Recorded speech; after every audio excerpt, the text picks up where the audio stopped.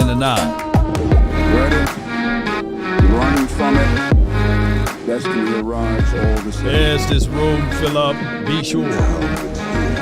Smash upon the like button. Consistency. Let's get it. Elevation for the nation, baby. Sharing is absolutely caring. Come on. Mama said there'll be days just like this. What more do you want from me? Come on.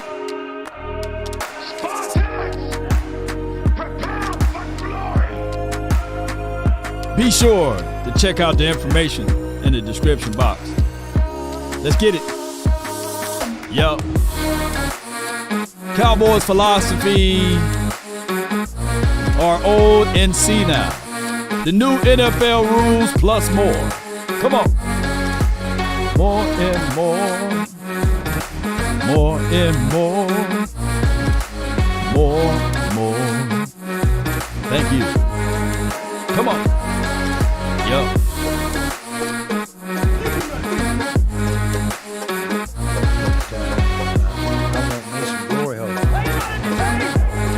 Come on. Yup. Ho. Riggs. I can't take this no more, baby.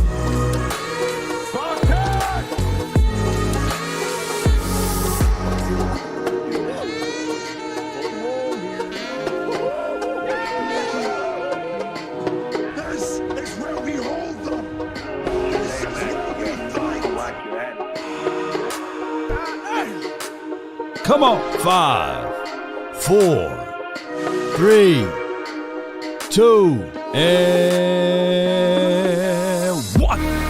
Come on. All right.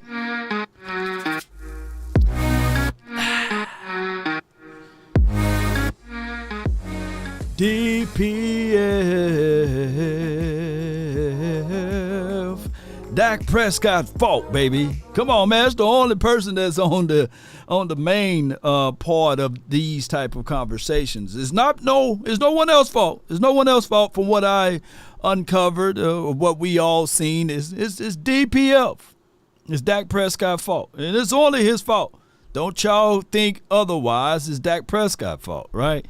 So we got a chance to hear the NFL new rule, the drop hip, that's out, and also they changed some rules where if you get the first 2 tries right, you get honored a third attempt far as the challenge rule, and that is what it is. Yes, indeed. Kevin Hicks says, the cap hit is DPF, man. Hey, if y'all agree with me, man, put DPF in the chat. DPF. Yeah, new rules, DPF. Everything is Dak Prescott's fault. So the people are right. I talked to a guy yesterday, and he was saying, Dak Prescott may be accurate, but at the same time, he's not accurate enough, right? So there are other quarterbacks who's more accurate, that's given the same set of circumstances, they would have been prevailing.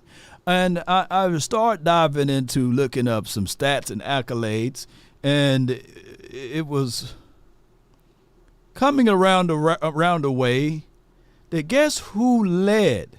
I'm not talking about regular season, but guess who led the league in postseason in rushing yards?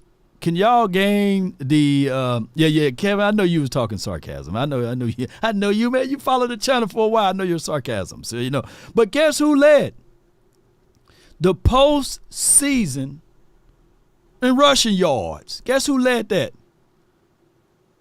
Guess who led postseason rushing yards? Guess who led it? Can y'all put the name of a running back down? Yeah. It rhymes with pistachios. You know what I'm saying? Can y'all guess who that person is?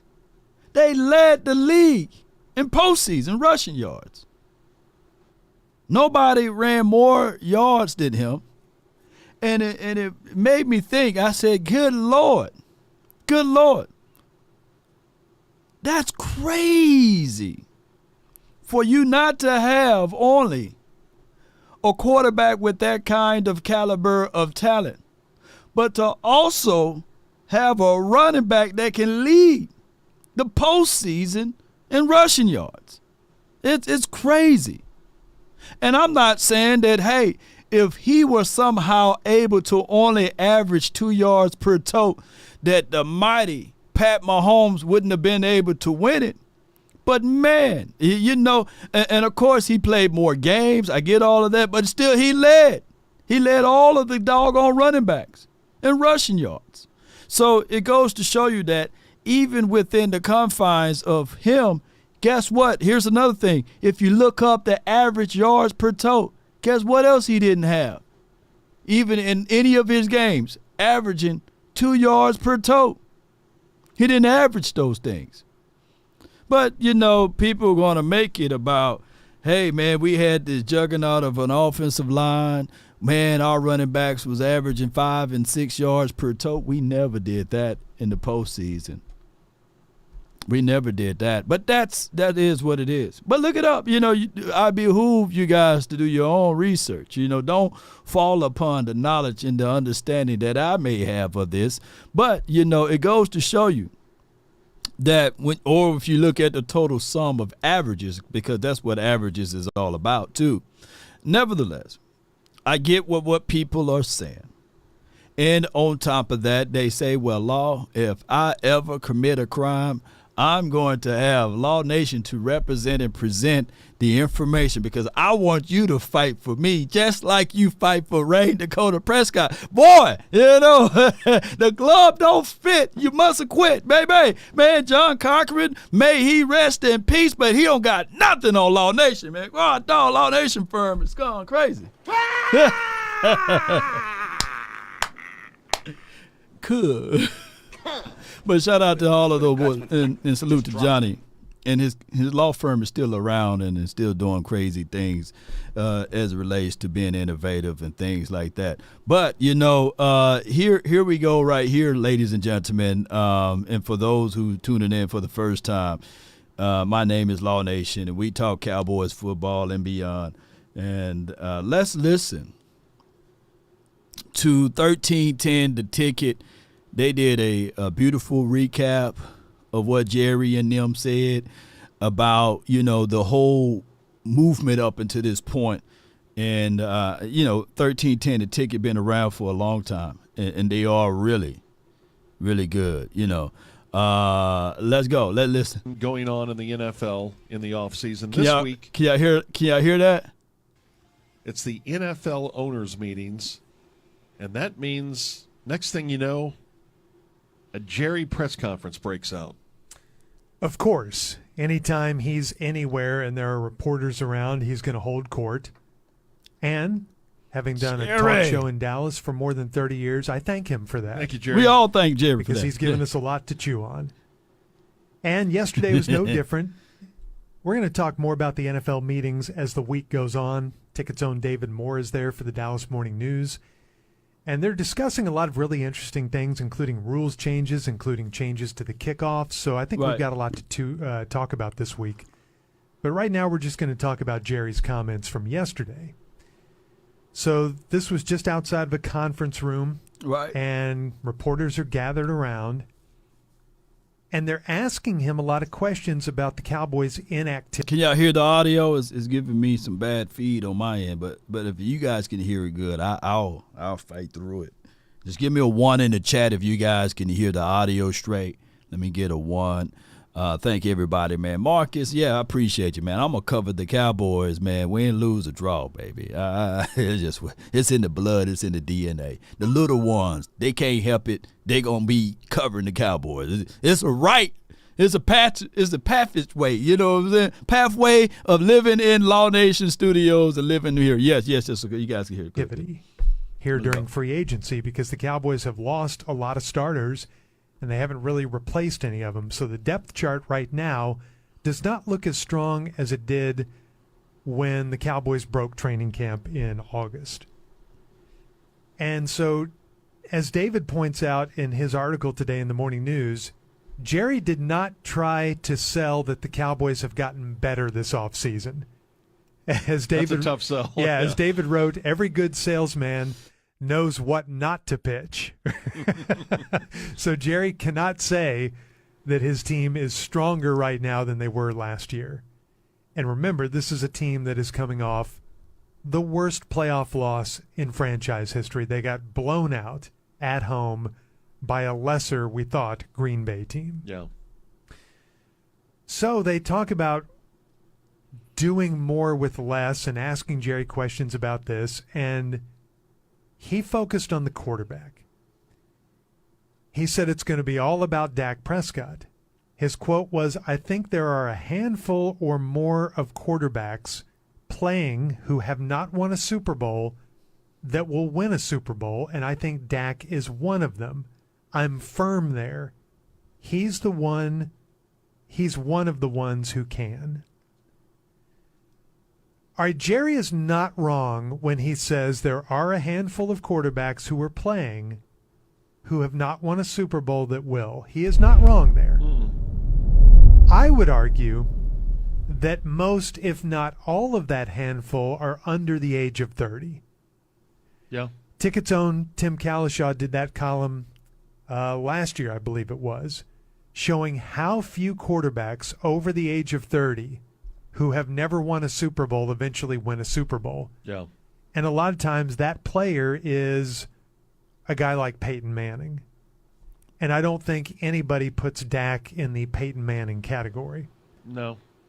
And I think the players, the quarterbacks that have not won a Super Bowl right now that are playing in the NFL are probably from that group of spectacular young quarterbacks, not 30-somethings entering their 9th season who have a grand total of 2 playoff wins. Right. I wouldn't argue Kirk Cousins is in that category. He's got 1 playoff win. All right, so before they go a little bit further into this stabbing into the womb, and we pouring salt into it, and some alcohol and witch hazel and all of that other stuff that you may use, I want to say this, though. There's always the unknown. And let me hit me. Well, what I'm saying is that there are known knowns and that there are known unknowns, but there's also unknown unknowns. Things we don't know that we don't know. Right. And I've seen my guy in the chat, Akeem, says, "Hey, Law, why haven't we signed Gilmore or re-signed Curse?" It's kind of like you're waiting for another deal. You're waiting for a better deal. I was watching a viral video last night. A guy named Kai Sant, he was on a live stream with a girl named Twyla, I think that's how you say her name. "Give me water, make me sweat." He was on there, and they did a truth or dare situation. And the timing of it was, "Hey, would you date me?" basically. And she was trying to say, we friends, we friends. She was trying to let him know that, like, "Hey, I like you, you cool or whatever, but you are in the friend zone, bro." You know what I'm saying? You're not the one that I'm talking about giving me water, basically. You're not gonna make me sweat. You can give me Hennessy or whiskey, but not water, bro, So that's just what it is, because he's not gonna make her sweat. So she was patiently waiting with that. The thing is with Gilmore as well as with Curse is that the Cowboys are looking for a better deal, believe it or not, and they're looking for younger, and that's just what it is. Yeah, Kai said it's funny. Yeah, Tricks. Yeah, he was sweating, though, because he was like, "Hey, let's go on a date. Let's do this thing." And she ultimately gave him the band. If I can find the footage, I'll play it. But neither here nor there, we'll do it on the back end. So that's how the Cowboys are operating with what they have. But the pieces, when we really do our work and our research, the only one that you can really fight for that we lost, basically, and I'm only saying this loosely, is Tyron Smith. But let's listen to the rest of it. Yeah, and I totally agree with all of that, what you said.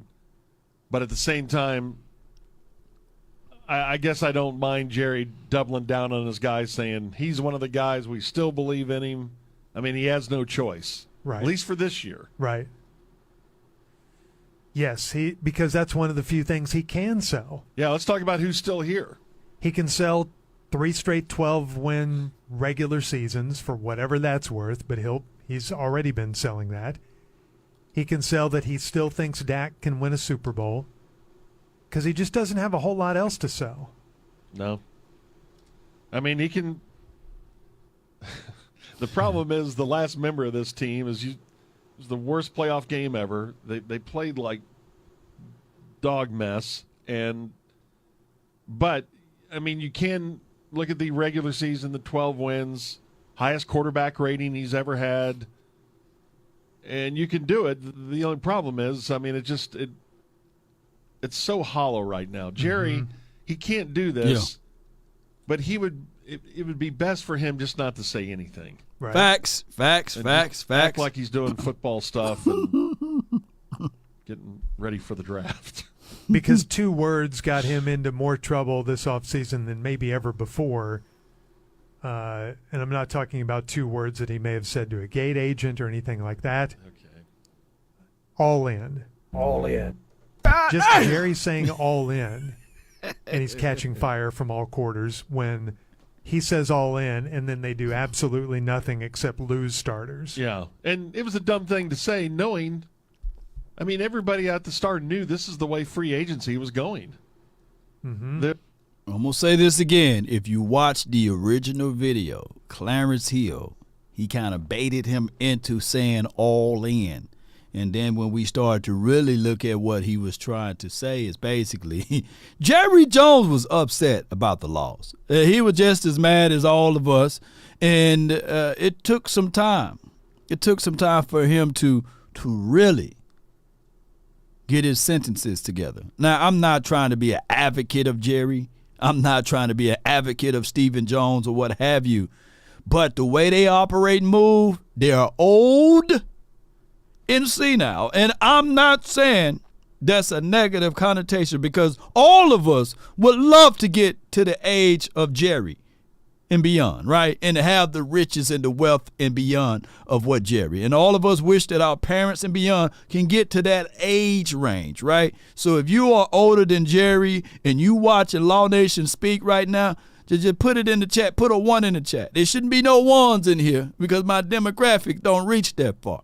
But at the end of the day, I may have somebody who's around Jerry and them age that's watching this. But 9 times out of 10, to get to that age range and to still be working,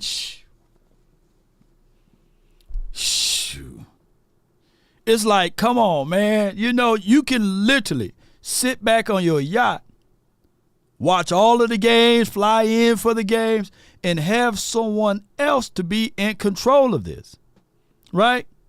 And hold and put their feet to the fire when it's time and necessary. Put your foot on their neck, but you refuse, and you still out here willing and dealing and trying to keep up. And the whole world is passing you by because you're not in tune with how this stuff works. And those younger organizations are moving very swiftly and quickly.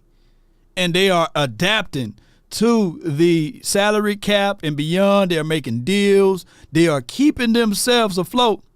Whereas you are still in the Bronze Ages, man. I ain't talking about LeBron, but I'm talking about the Bronze. Y'all remember that? He's still using the bow and arrow, right? These new age folks got laser beams and stuff, man. We still on the bow and arrow. Can you still kill with that? Yes. But it make it more difficult. Come on, man. Ratio. Yeah, they were going to lose guys, and they weren't going to go chase after big-name free agents. They just weren't. This is what else he said. I think we're going to be as close going in as we've been the last 3 seasons with Dak. Confusing.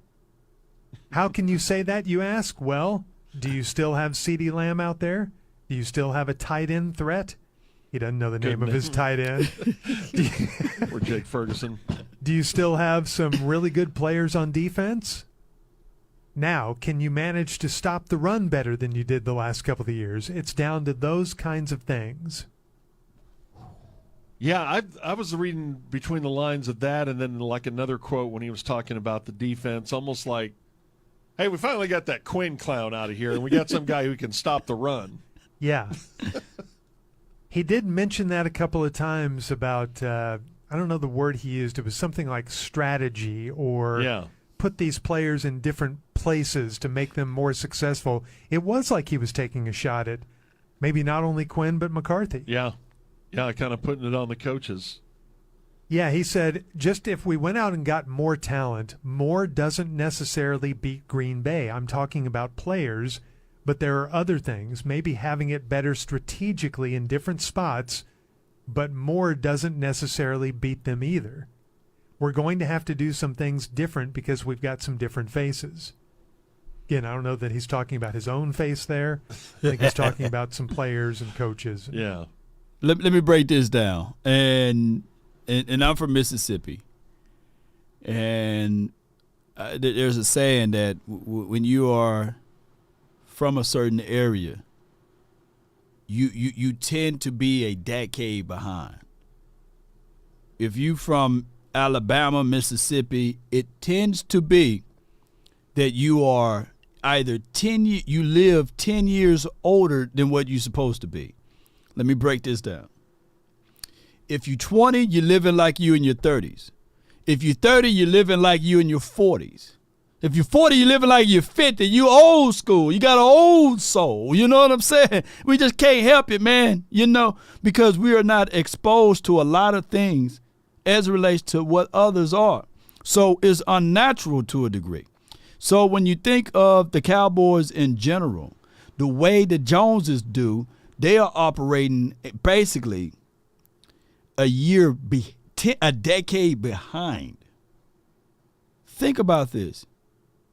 They are still learning, and we're going to break that down. But they are still trying to gain a certain level of intel, but they are a decade behind. How this team is operating is 2024 is how we should have been operating in 2014. And how they was operating in 2014 was how we should have been operating in 2004. But by us being so archaic and slow to react, we're moving, and we went from a sloth pace to a turtle pace, but it's still not fast enough. We are still winning games, but we are still doing it by the old way. And that, my friend, is a problem. Yeah. Alex says we in Texas time. See, I'm still learning Texas. Texas is advanced. You know, Texas still got, they still got entertainment places. They got places to eat, and they got all type of, Texas is kind of like mixture.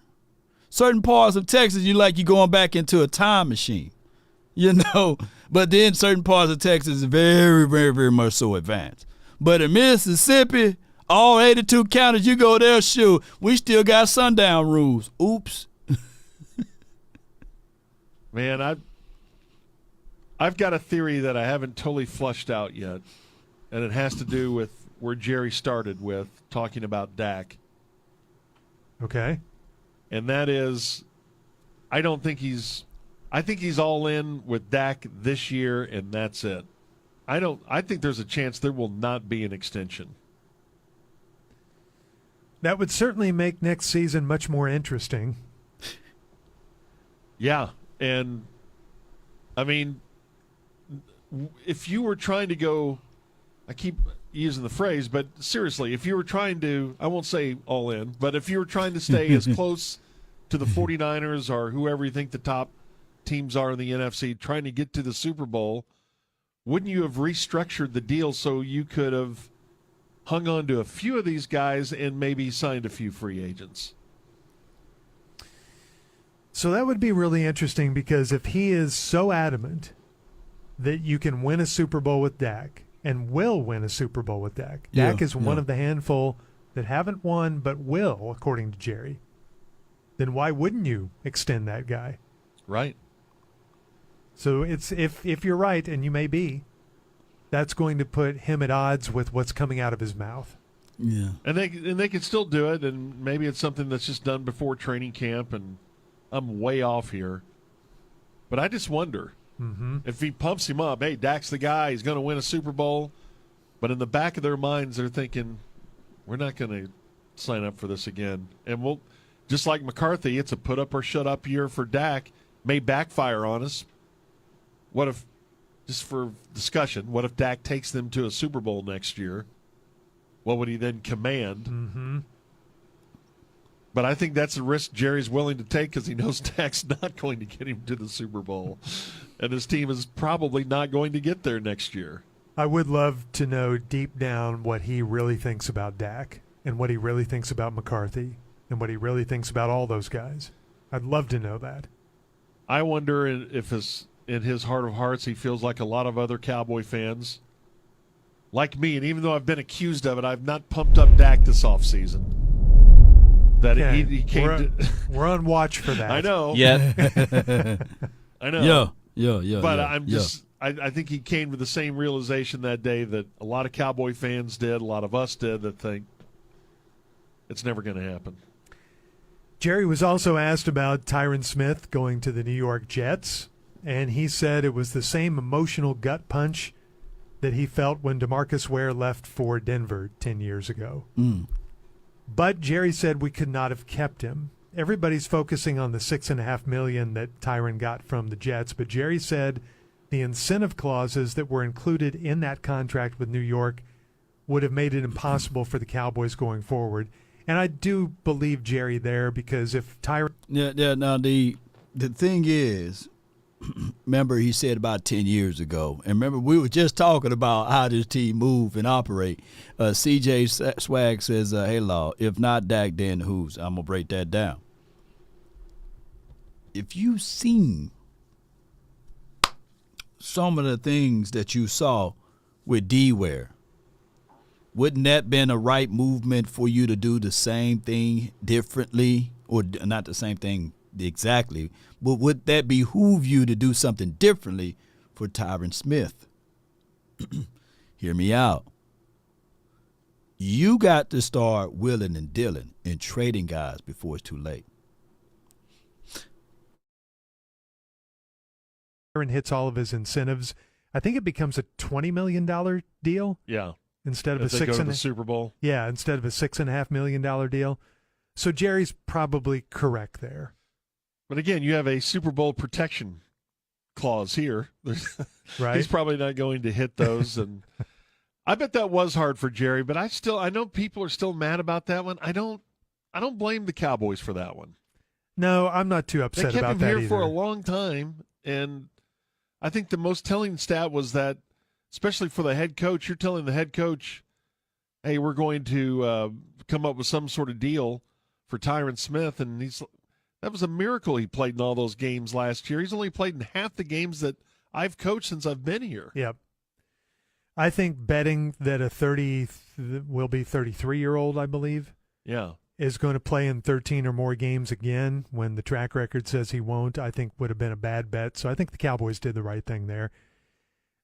Coach Jerry, did say don't dismiss the idea that Tyler Smith will be kicked back outside to left tackle. I don't think they have much of a choice. Unless you want to draft the sensational rookie, but how many times does that work? Yeah, I would expect to see Smith at left tackle. I would not, if you're all in this year and you're going to win a Super Bowl with Dak, I'm not sure I'd be comfortable with a rookie left tackle. No doubt.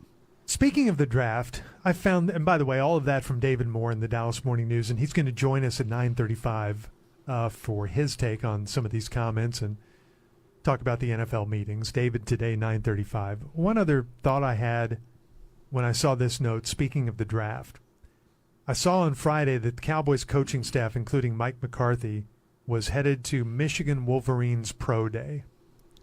We'll play this one out. Can I ask you why the Cowboys would ever want to draft another player from Michigan ever again? After Mozzie. After Mozzie, after Taco Charlton. Oh, that's right, Taco. Go back Michigan. to Kevin Brooks. Have they ever hit on a player from Michigan? No, I don't think so. Jordan Lewis? who's been he's been solid. It's been solid, but it took a while. But have they ever hit big on a player from Michigan? I'm trying to think.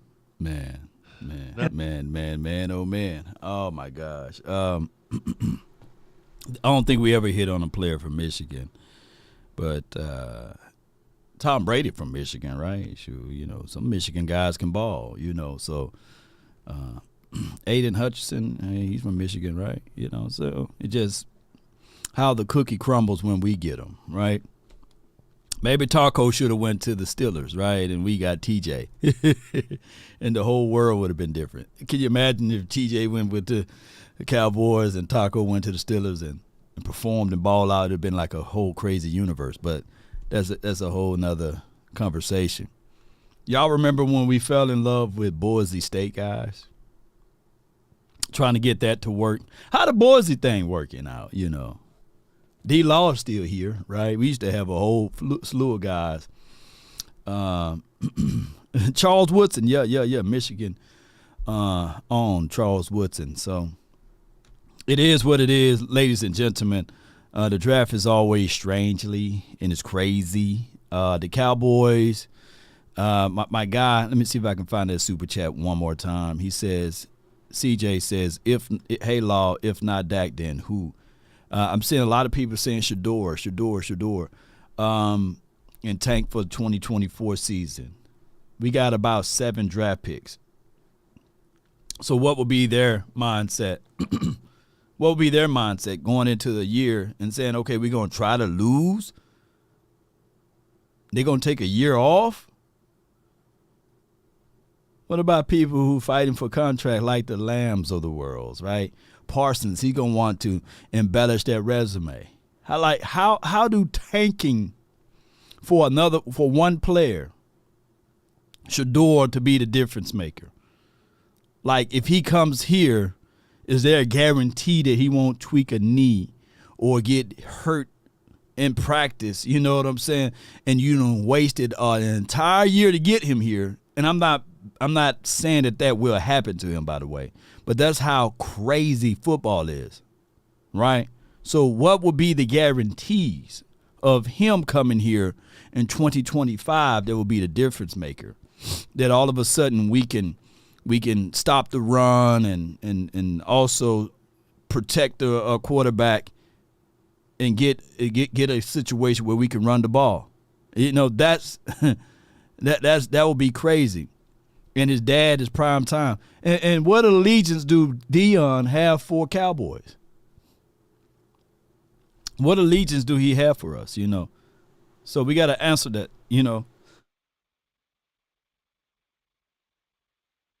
Like, what insurance do he have for the Cowboys? From what I'm understanding,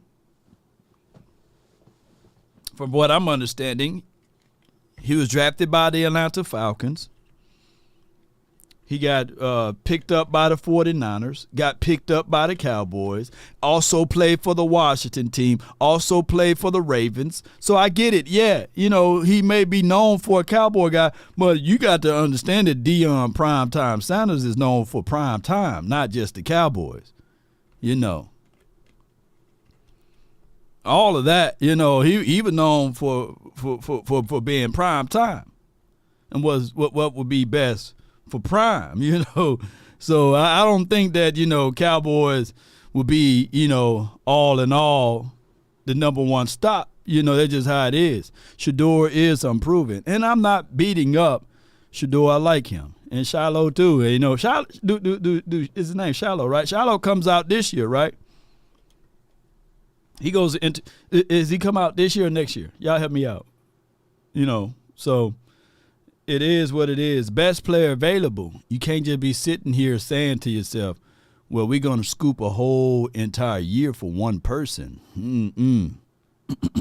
Cincinnati Red Prime, Yeah.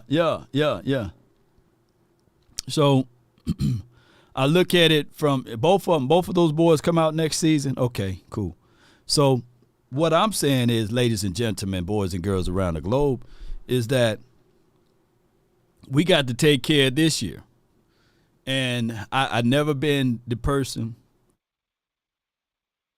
that's been keen in on tanking, right? I just never been that person. And just because, let me see if I can pull this up. Give me 1 second. I'll pull this up right quick. I'm going to pull this up. And just because it may appear that things are going well for one, it may be bad for the other. Let me see. Just give me 1 second, y'all. I'm going to pull it up to bring this home as far as here we go. Oh, and give me 1 second. Boom. Let me share. All right, it's finna pull up in a few. And boom, boom, boom, boom. Na na na na, na na na na. Hey hey hey. Goodbye. Where you at? What you got? Give me what you got. Save images. So time is everything. You know, a lot of people right now are all in on the Washington team and what they're doing and these sorts of things. Wow, you know, the Cowboys never seen something like this and all of the moves that they're making. What if I told you that these were the guys that was on their team as a coach at one point in time? Look, just as a reminder, these 5 head coaches were all assistants on the Washington coaching staff in 2013. And one can argue right now the Washington Commanders would love to take probably the guy up top with the San Francisco 49ers as their head coach now. They would probably take him over Daniel Quinn. They would probably take even Mike McDaniel. They would take Matt LaFleur. You know, I don't know if they're going to take the brother way over there with Atlanta. But, you know, y'all get what I'm saying. So at this point, don't be all like, hey, man, the Washington team is doing so much better during the offseason, man. They are making moves, man. Look at what they're doing. And if my memory serves me correct, we were still beating those boys with the spoons and forks that we had over here. You know, y'all remember that? So on top of that, it goes to show you that here's our problem from what I can see is that we can be so close that the Cowboys just can't see it. Just like when I said even with Dak Prescott. People want to argue and say, well, we just going to win 10 or more games and that's why you want to re-sign him? That's not why. Because if you can find someone else that can be a difference maker, that can give you 3 or 4 games, and you add that in with what he brings to the table, you can have the world. But what the Cowboys tend to do is they fall to the wayside. Now, Action Power says optimistic law loading up. Put it like this in life. Would you prefer to look at the positive things or the negative things? Would you prefer to look at the positive things or the negative things, Action Power? And that's realistic. That's realism as it's all through and through. Whether it's the Quran or Torah or the Bible, you're going to lean to the positive mindset. So at the end of the day, my channel says your source of inspiration, sports therapy. So I'm not going to be the person that's going to look at the negative sides of it. And I'll be for real at everything, if I can say this speakingly boldly, God dog, I do look good from where I'm at. Can't say the same for others, you know? And that just for me looking at it from the positive aspect. Now, will I throw in the fact that these are the things that we need to totally embody? Yeah. I'm not saying that Dak Prescott can walk on water. What I told y'all for real is that he can't do it all by himself. He can't. He can't. You are closer if you find another element. And in short, that's what even the playmaker was saying. Gary, I get what you're saying. Not all pros, but Pro Bowls. I don't know where y'all get these all pros from. You guys are having who are the all pros? List the all pros. List the 9 all pros. I'm waiting. All pros. List the all pros that we have on this team. I need to know. I want to know. All pros. So people fail to realize who was a difference maker in these last 3 playoff games that we played in. The last 3. How many can somebody put down how many INTs we had? How many INTs we had? How many sacks did we have? How many sacks did we have? How many yards of touchdowns did we have in the last 3 playoff games? I need to know. There's difference between Pro Bowl and all pro, by the way. I'm just saying, you know. And what we need to see here is that who else was a difference maker? Who was a difference maker? Everyone was trash. Who was the difference maker outside? If we're going to say, all right, I get with what most people are saying. Who was the difference maker? Who was the difference maker?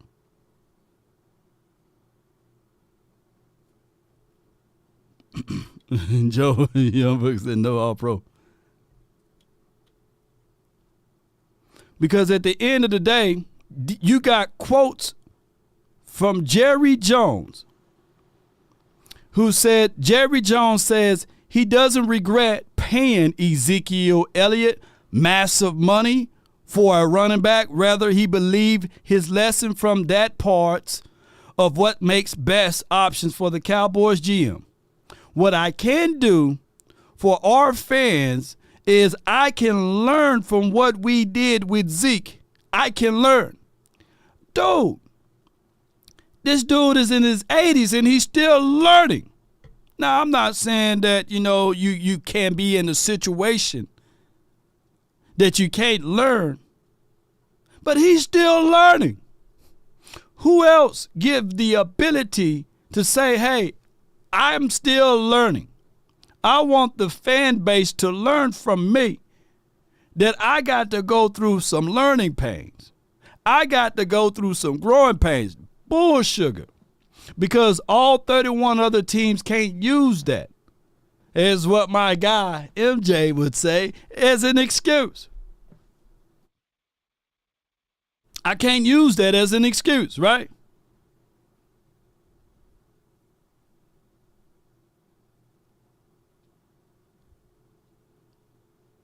Can't use that. So, and more likely to learn from what that than some new faces, I really am. I believe that as long as I do my homework and get my energy. That's in closing on what Jerry Jones said. He's still learning. So if he's still learning,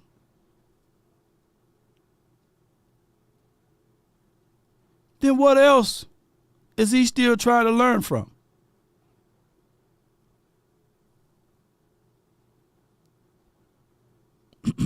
DC Worldwide says diplomats don't get the protection that gets. Yeah, I feel you. You got the immunity clause. yeah, you got the immunity clause. yeah. Here's my stance. I had Sadiq to hit me up, and she's left me a nice voicemail message, and it's a salute to Sadiq. And she wanted to know, Law, is it true that you want Dak Prescott gone? Everywhere I turn to, there are people speaking bad about Dak Prescott, negatively about Dak Prescott. Is it true that you want him to go? The answer to that is yes, I want him to go. Because some of y'all don't understand what I'm saying, and you will realize it when I'm gone. That's basically, and I'm talking about Dak. When he's gone, you will realize, okay, all right, cool. This ship is still being captained by the same crew, Jerry Jones and John Stephen Jones. Even if we had $90 million, if we had $100 million available to spend, $100 million available to spend, who we would have went out there and got? Y'all think that their philosophy and principles on how they operate and work would have been able to go out there and get some different makers? No. Whether or not Dak is here or not. So that's why I'm saying, look, let the man go, so y'all can start hating on the next. Yeah, Tony says 2 All-Pros and 7 Pro Bowlers. Yeah, but I get it. I get it when people say, All-Pro, All-Pro. You only had 2 of them, everybody. And then I guess you save the All-Pro. You save them, you know what I'm saying? Like Cavante Turpin was an All-Pro last year, but it rolls over. The All-Pro stuff rolls over. Yeah. I get what people are saying. But the same people who's yelling All-Pro, we had 9, 10 of them. We had 30 All-Pros. Are the same people that if you give them a stick shift, they can't pull it up a hill. They can't get it out of the driveway. They burn the clutch. Just because you got the material doesn't mean that you are able or equipped to utilize and use it. Newsflash. That is what's been happening even within the confines of the Cowboys. The glorious part about the NFL is that everybody get the same amount of money in cap. Every team got $255 million. Every team. They don't give more teams more or less. And how you exercise your cap is how you exercise it. And the Cowboys, they don't know how to exercise it. So we can talk about, well, they draft pretty well. That's the escape hatch. They are a very successful team in drafting. So are the LA Rams. So are the other teams. We are not the only team that draft and make every hit on our players. The same praises that DeRon Bland got is the same praises that who drafted Geno Stone. The same praises the Ravens got. Ravens draft pretty well. They do. They draft pretty well. So you got to get into your willing and dealing within the confines of working these contracts. That's just what it is. Shout out to you, Patrice. And drafting pretty well is subjective. It literally takes 3 years to grade a draft. Tricks, Cowboy fans torn between wanting to win or rebuild. Yeah. The Cowboys don't rebuild, they just repair. They draft to replace, of course, but they don't draft to complement. Those are 2 different things. Rebuilding is burning it all the way down to the ground. Repairing is when they are literally seeing that things are falling apart and they may put a little duct tape on it. They may put some fix-a-flat in it, or they may put that Flex Seal on it. But they for dog sure ain't going to scrap it away and put a whole new piece there. They don't do that way. That's just how the Cowboys work and operate. So instead of building a pond, they would rather point fingers. They would rather point fingers and keep and hold on till it's too long. Whereas, name me one player or two that we saw and we was looking at it and we said to ourselves, it's time to move on and get something back in return. And we benefited from it outside of compensatory picks. See, they have sold most of you guys, and Flexil, yeah, Flexil have you thinking that stuff work. It don't work that way. It don't work that way. Hey, here's a boat, and I'm going to drill holes on the bottom of it, and I'm going to pour Flexil. Wow, Flexil. And you try to do that same thing, you'll be sinking. And that's the number one thing.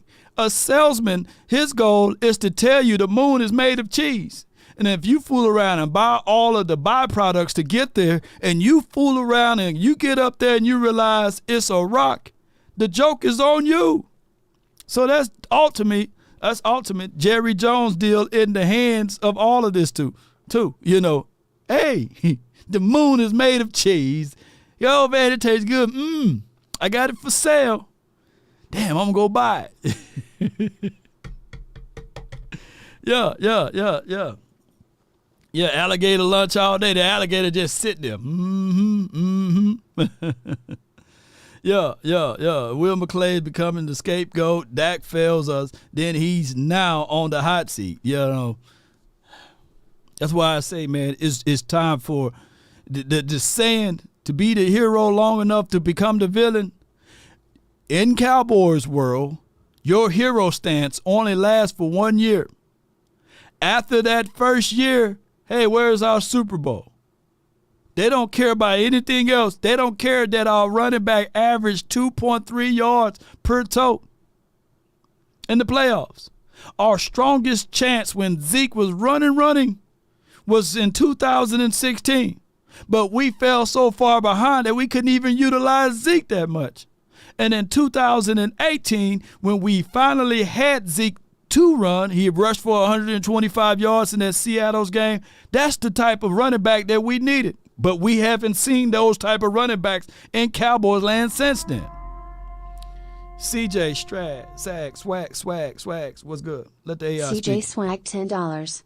Law, I'm a Duck fan, but I do think we have a front office problem. I spoke about this on my Spotify podcast. I think they're slow with moving money around. Do you think they're leaning on the draft too much? Yeah, they do. And I used this analogy before. They got bad side teeth. When they smile, their front teeth look good, right? But when they chewing, they got chew like this. Because when they bite on the side tooth, they're like, oh man, got cavities, man. Just yank the tooth, pull it off. Put some different teeth in there, bro. And the Cowboys are depending on too much of their front teeth. They want to look and appear that everything is okay. They want to look and appear that everything is financially okay as well.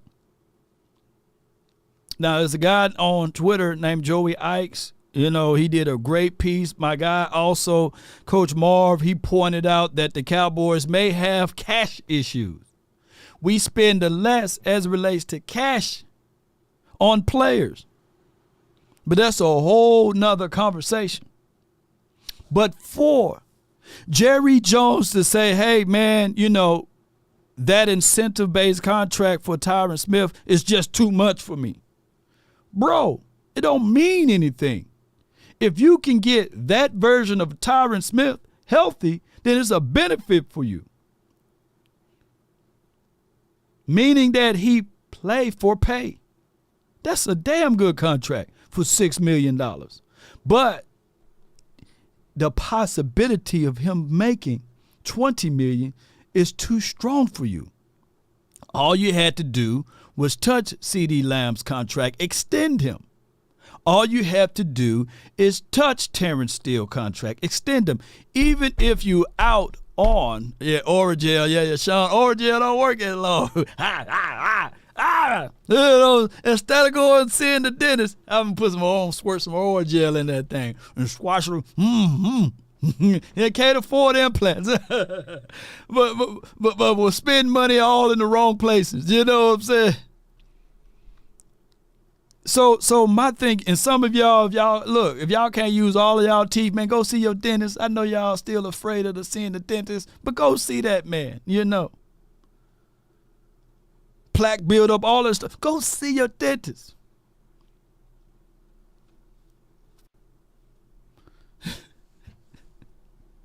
Go see him, man.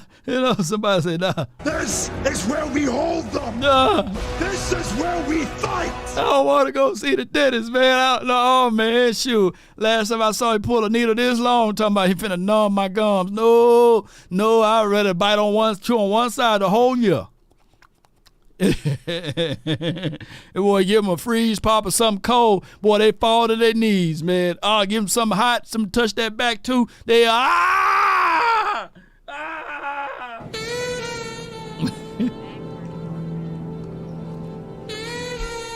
Go see that dentist, man. Tooth decays can lead to a heart attack, allegedly. You know what I'm saying? The plaque build up, the same plaque that builds up in your teeth can get down into your bloodstream and cause all type of health issues. Go see your dentist, man. I'm just trying to extend your life, Halitosis be kicking like Luke Kane, Go brush that tongue, go see the dentist.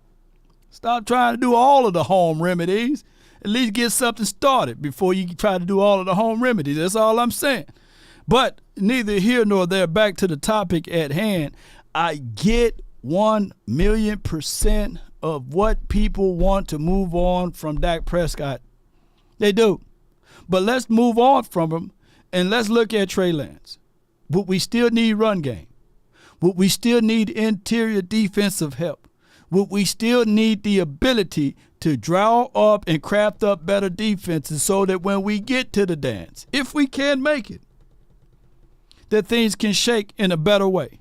Those are things that's not up for debate.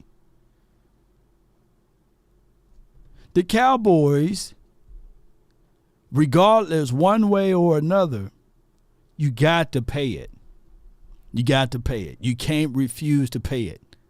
And that is your quarterbacks. You got to pay your quarterbacks. Well, I want results, man. Well, hey, in order to get some of those things, when you're not riding on full scholarship, you still got to pay tuition fees. And at the end of the day, there's one person, even if you make a few dollars, you still got to pay Uncle Sam. You can't escape him. That's just life. You got to pay the taxes, and that's just what it is.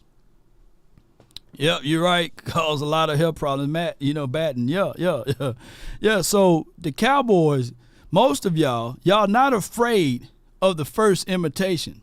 You're not afraid, just like this Asian couple right here. They're not afraid of the first scare. They're afraid of the person that's behind the mask, which is very, very alarming. Here it is.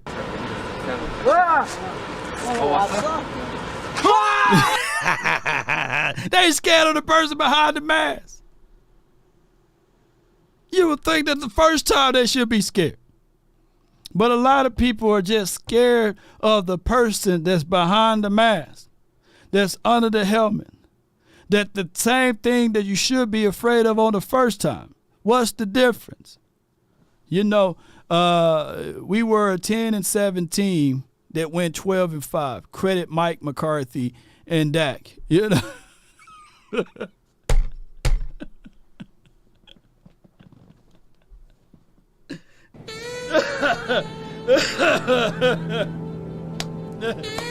Oh shit. Yeah, Riggs, man. Swallow them. Yeah, hey, it is what it is, man. But hey, you just got to protect yourself. And speaking on online protection and beyond, let's tune into our sponsors. Have you ever Googled yourself and were shocked to see your personal information exposed out there on public listing sites? Data brokers are making a fortune selling your information to robocallers, spammers, and others. Like they know where you live at, they list all of those things. Private information should remain private. This is why I'm pumped to tell you guys about my new sponsor, Aura. Aura can identify data brokers exposing your information and submit opt-outs requests on your behalf. Brokers are legally required to remove your information if you ask them to. but that makes it super hard to do. Let Aura handle that for you. You can try Aura free for 2 weeks using my link, www.aura.com/Law Nation Sports. No doubt, man. I appreciate y'all. Woo-wee! And speaking of all of this, ladies and gentlemen, check out Aura.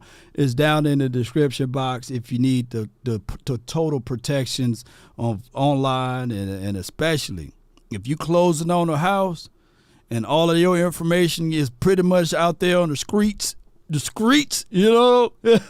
Hey, they be calling, knocking on the door. I remember when I closed on my house, you know, they want to know how tall you are, you know, what your weight size is, you know, how far you can see and what's your blood type. And then on top of that, they get all that information out to the people, you know.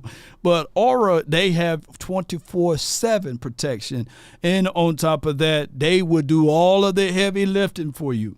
They would do it all for you, so you won't have to call them people back and say, hey, take me off the list, man. Take me off the list. You know, how you know my credit score, by the way, you know. So let someone else be that person that can fight and stand in the gap for you. Yeah, that's what we've been looking for. We've been looking for someone else to stand in the gap for the quarterback here. Who else? Who else are y'all looking for? Now, we can dive into the draft aspect. We can talk about those things. We can talk about Kai Sent and how he got put into the friend zone. The friend zone is a crazy spot to be in. Fellas, have you ever been placed in the friend zone and you're like, God dog, man, I thought we was working on something. I thought I was swaying the right way. And you could be put in that thing. I told you I could find a video for y'all. Can't do Zoe, so my only option is Tyler. Would you like to go on a date with me? Are you asking for real? Yeah. Don't do that. What you mean? Why not? Don't do that. I'm serious. Whenever you get some free time, would you like to go on a date with me? You can't do that. On a whole live thing. Why not? It's two for there. Yeah. Swallowed up. You right. Hey, watch how to touch it. Yeah. Hey, that touch of death right there, bro. That touch right there. That touch right there. That touch right there, bro. Swallowed up. So the Cowboys, boy, we get to the playoff, boy, we in the friend zone, baby. We can't even touch up out of there. We need some healthy ammunition to help us get out of this thing, man. Yes, plenty of times, Lord. She was like, don't give me water. And he ain't going to make me sweat. Hey, Lord, send this money to Stephen Jones. Maybe he could pick up some good players with his penny pinching butt. This should help. Shout out to you, Dirty. Swallowed up. Hey, man, what my that's the button I meant to press. Yeah. You have to unfriend me before friend zoning me. I'm out of there. Yeah. And so many people with this particular team get placed into that zone of, hey, we get there, we set up the beautiful table, the house is laid, the lights, the ambiance is there, man.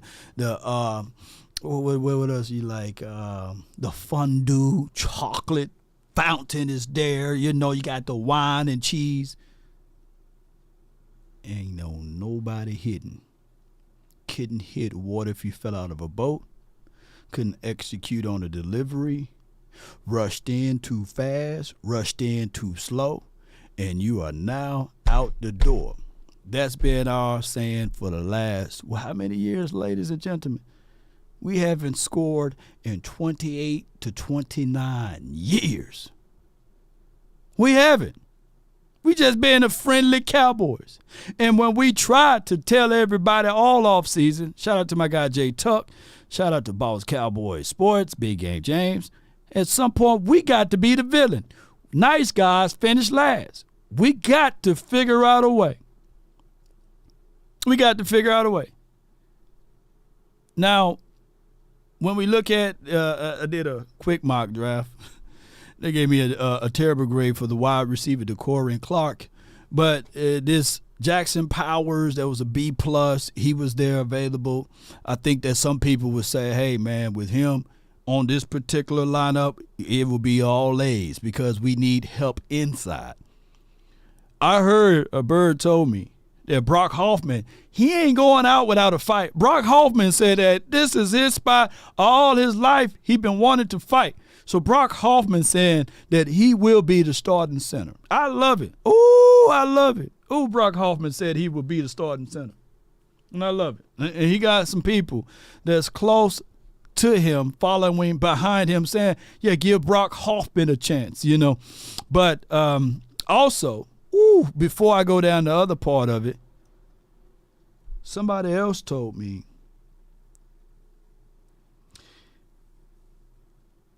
that what was our best overall run game approach? When we were at least blowing people off the ball, no Diddy, or no Puffy, no Diddy, instead of balls, you know. When we were blowing people off the ball and everything, got to the red zone, just couldn't execute. What week was that? What week was that? Can somebody put that down in the chat? I'm going to go ahead and say it. Y'all slow on the trigger today. Week 3, right? We played against the Arizona Cardinals. My guy said that was, from a running approach, one of our better games. Can somebody name all of the 5 offensive linemen that was in that group? So what I'm saying here, ladies and gentlemen,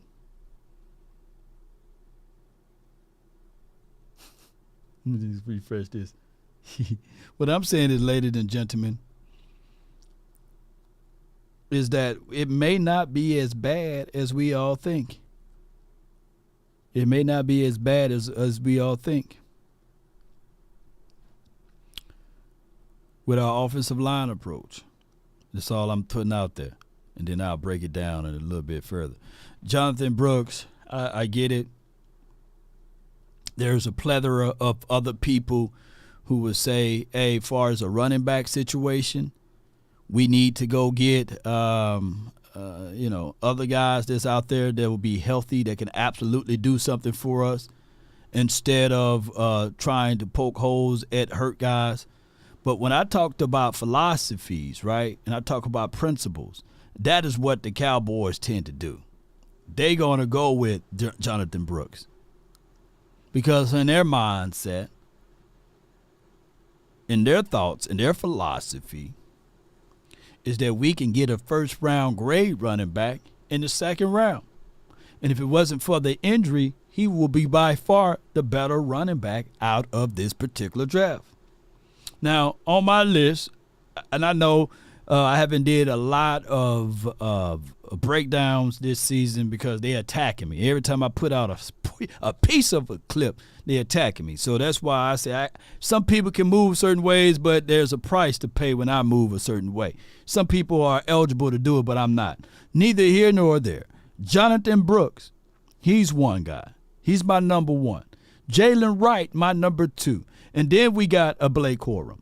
Then we have on my list Bucky Irvin and then Trey Benson. I like all of those guys. And then you can pull up a Ray Davis from Kentucky. And then, of course, Lloyd is up there. So when you look at this particular list that I have, I wouldn't be mad at any of those particular running backs for the Cowboys. And I know we could talk about the fact that, what's the guy named Blake Corum? He's 5'9.5". He ain't tall or what have you. And Bucky, what he is? He's about a little bit taller than Deuce, give or take. But I would tell y'all that when you look at everything, and I get it, people are angry and upset about Michigan guys, but I just want this team to make sure that they value these running backs, whether it's a Breland Allen, whether it's also a Trey. I like both of those guys as far as size or what have you. But what we need is guys that's not afraid when they get that number called to put the silver and blue on to make impacts. Benson or Wright?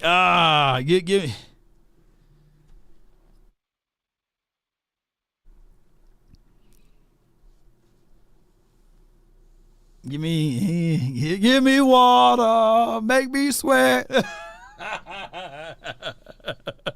Oh man, you're making me sweat over here, bro. God dog, man. Jalen Wright, give me him, man. I just think that he's so explosive and the kind of caliber of team that he was on opposed to my other guy. We can go back and forth with that. But either way, these guys will be okay. Either way, these guys will be okay, y'all, ladies and gentlemen. But let me look at this. Let me look at this list one more time for y'all, for your mind. And then we go with Jeremiah Trotter Jr. I just look at it like this.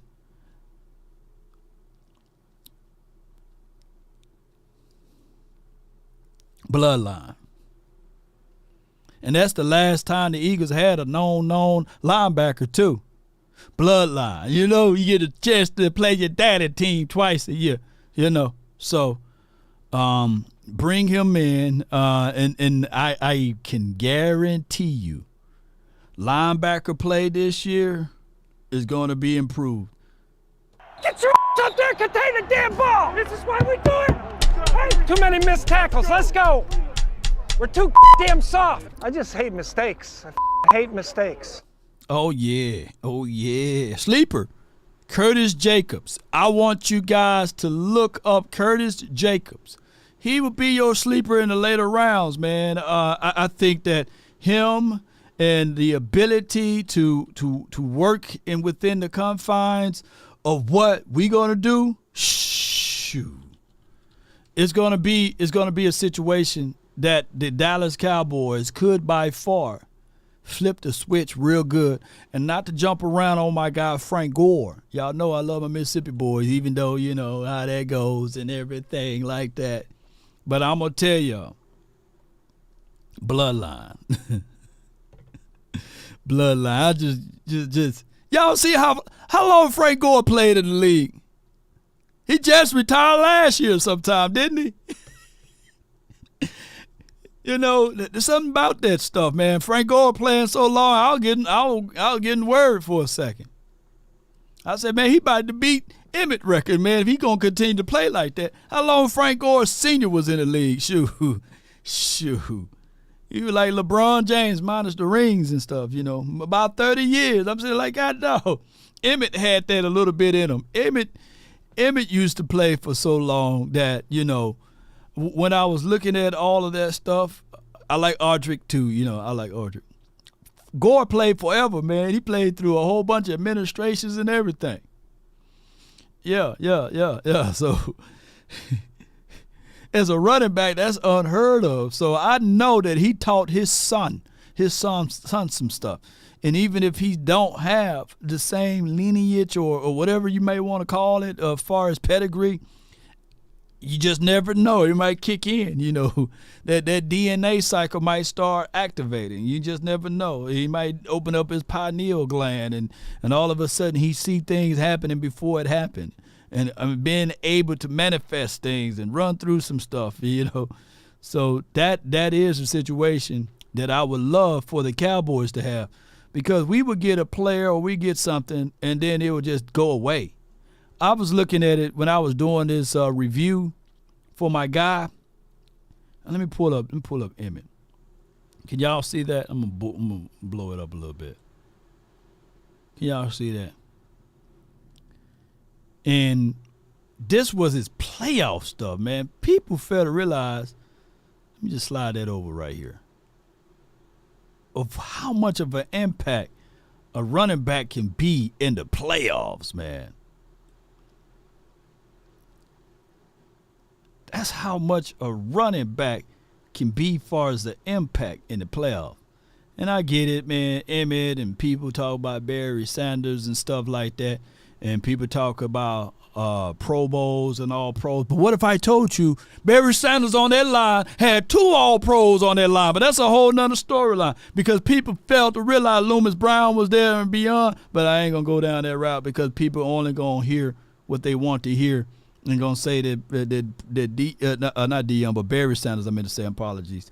Barry Sanders didn't have no line. But shoot, if you look at it, this dude in 91, 185 yards, and that's throughout the entirety of the 2 games. 4.5 yards, but where they doing that at, baby?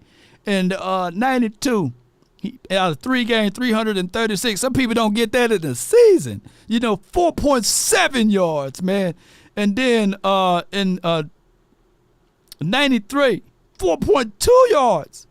What's 4 times 3? Can somebody let me know what 4 times 3?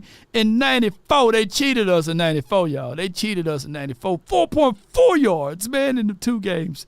And then in 95, in 3 games, 4.0 yards, man. Come on, man. Come on. Even in 98, boy, he was still rolling, man, with 4.6.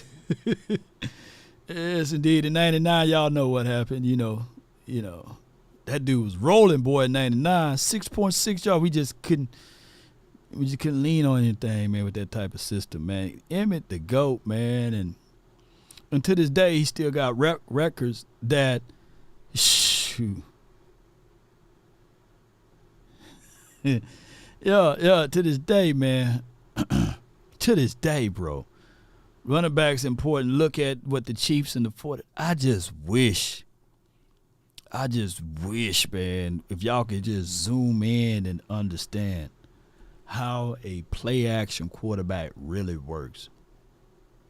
How I wish they played quarters defense on the 90s Cowboys, that they had these damn 6 and 7 DBs dropping into flats and stuff like that where people didn't respect the box and they kept that box light. Oh, my goodness, man.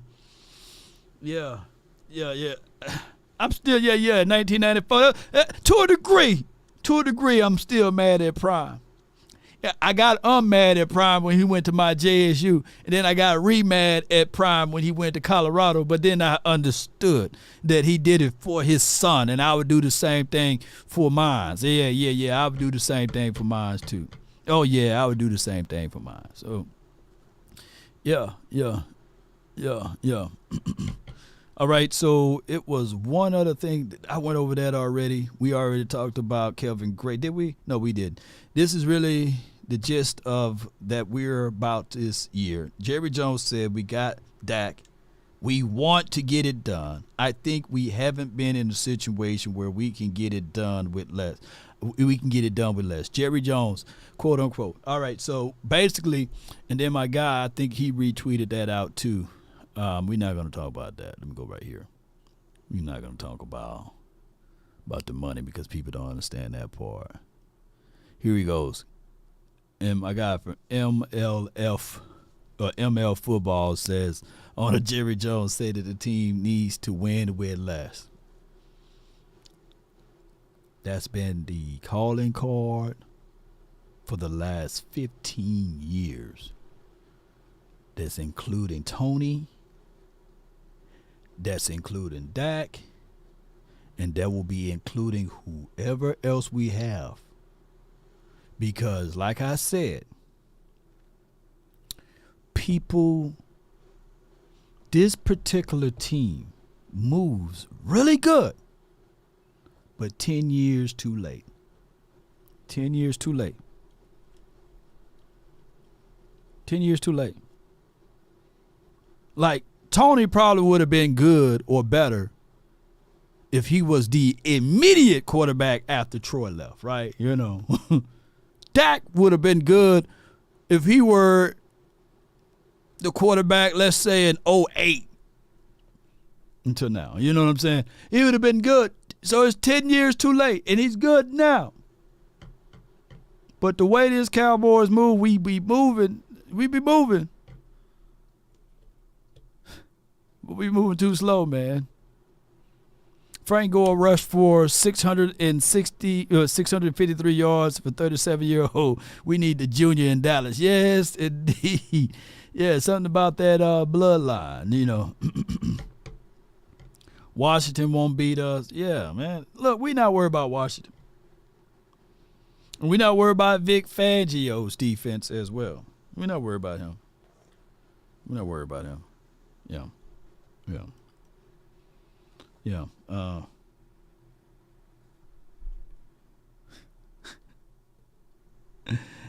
Oh, G-Man. Hey, wait a minute now. Are you the off G-Man? Because the only G-Man I know out there is the Giants. What your G stands for? What is your profession? What is your profession, G-Man?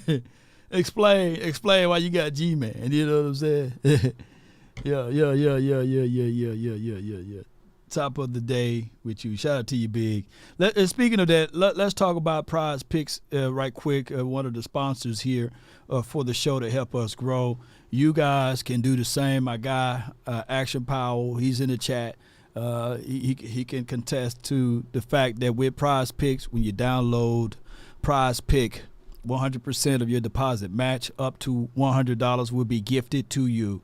And on top of that, you can become, I guess what we call it over here, an affiliate of Prize Picks as well, and start to sharing around with your friends, and they will give you $25 on that as well. And if you are anywhere in these locations that's highlighted in purple, you can play with Prize Picks. On top of that, we do have get your first deposit matched, and just use promo code LAW.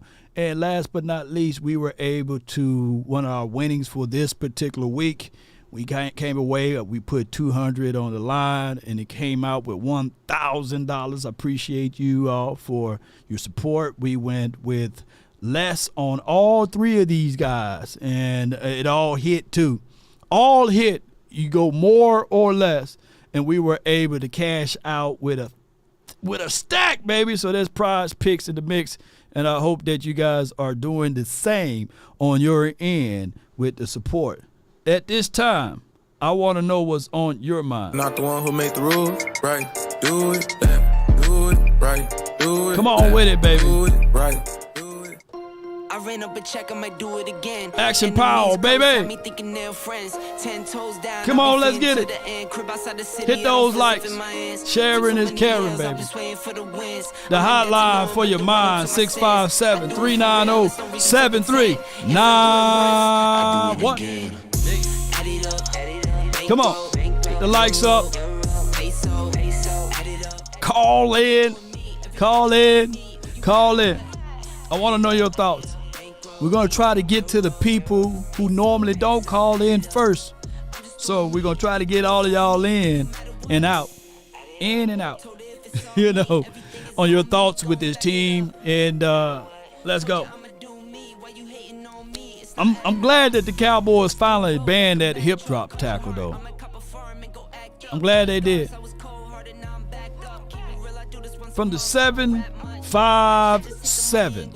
You're live on the Nation, brought to you by Prize Picks. You in the mix. Talk to us. Lord, it's Banks, man. Banks, man. What's good with you?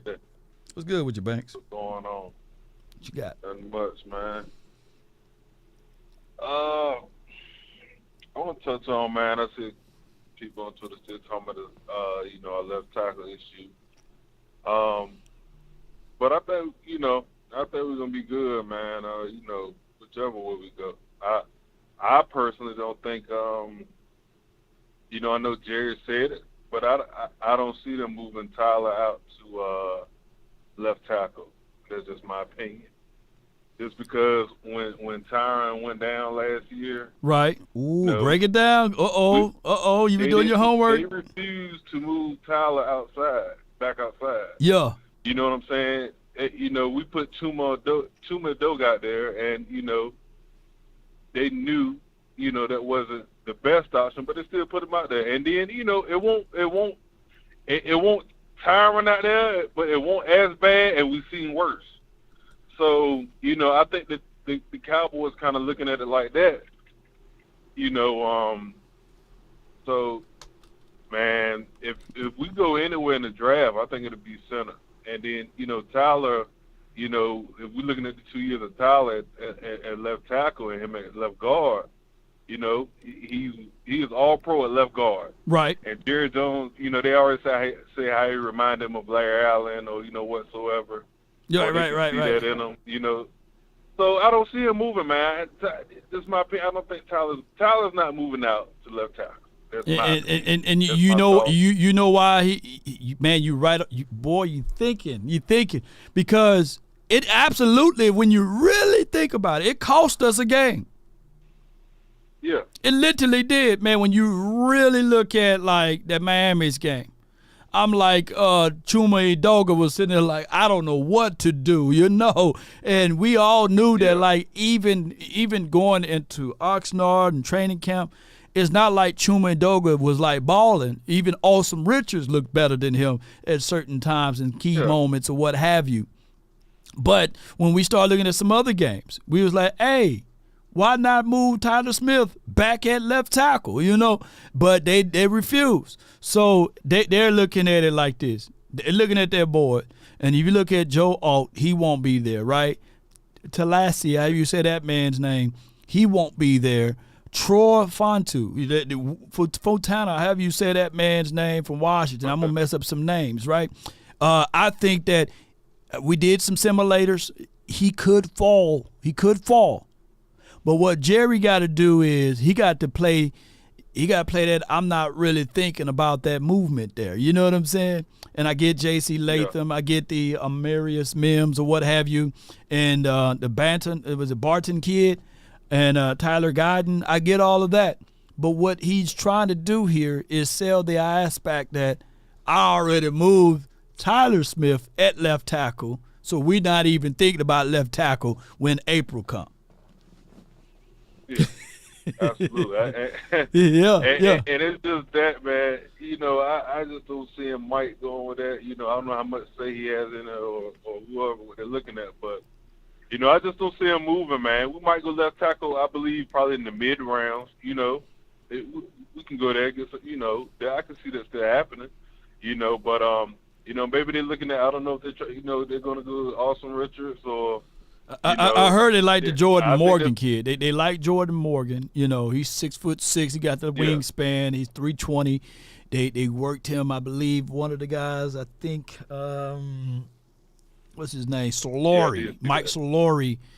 Yeah. And the Cowboys, they are known for leaving clues and evidence when they like somebody. And if they dare, then 9 times out of 10, they gonna be in the house. So we'll find out. We'll definitely find out. But I do think they might. It's a good chance they'll go center at 24. I believe, if they don't go, if Powers is gone, and what's my other man, the other center that they were looking at. Just to name the school, and I can't think. The other pretty much first round, they got a first round grade because it's not many centers that's coming out. And what people fail to realize, you got to think arrogant too. This is an arrogant team. Yeah. They may value Awesome Richard higher than what most people think. Kind of like they value Terrence Steele. There was nobody really, what year that was, 2020 and then 2021, nobody really was like that on Terrence Steele until like halfway through the season of 2021. And they're going to look at it like if they found one again, they can find another one. This is a very arrogant, confident, organization. They're gonna feel confident and awesome. Watch. Yeah, and that was my next point. They might treat it like how they did Terrence Steele. You know what I mean? Right, so right. His second year was his second year. He kind of was it his third year. well, his first year, it was a pandemic year, right? He was the pandemic undrafted guy, and he was playing really terrible. It goes back to that Eagles game when we got all the way down to the damn 9-yard line, and he kind of had to, wet the bed, and they fooled around and did the scoop and score, sack fumble thing. And then all that offseason, we was hearing rumblings that he started working with Duke Manyweather. He became a workout warrior. He won some type of award, and everybody was like, that's that Kool-Aid, wee-woo stuff, right? And shout out to my guy, Boss Cowboys and Big Game James. But then what happened was, remember Lyle Collins? He had got real fat during the pandemic, and, he gained all that weight, and then he ended up getting into a car wreck or what have you, really put him back. I think he got busted for some PEDs or something like that, and they was like, oh, Lord, here we go again. Cowboys off-season drama for your mama.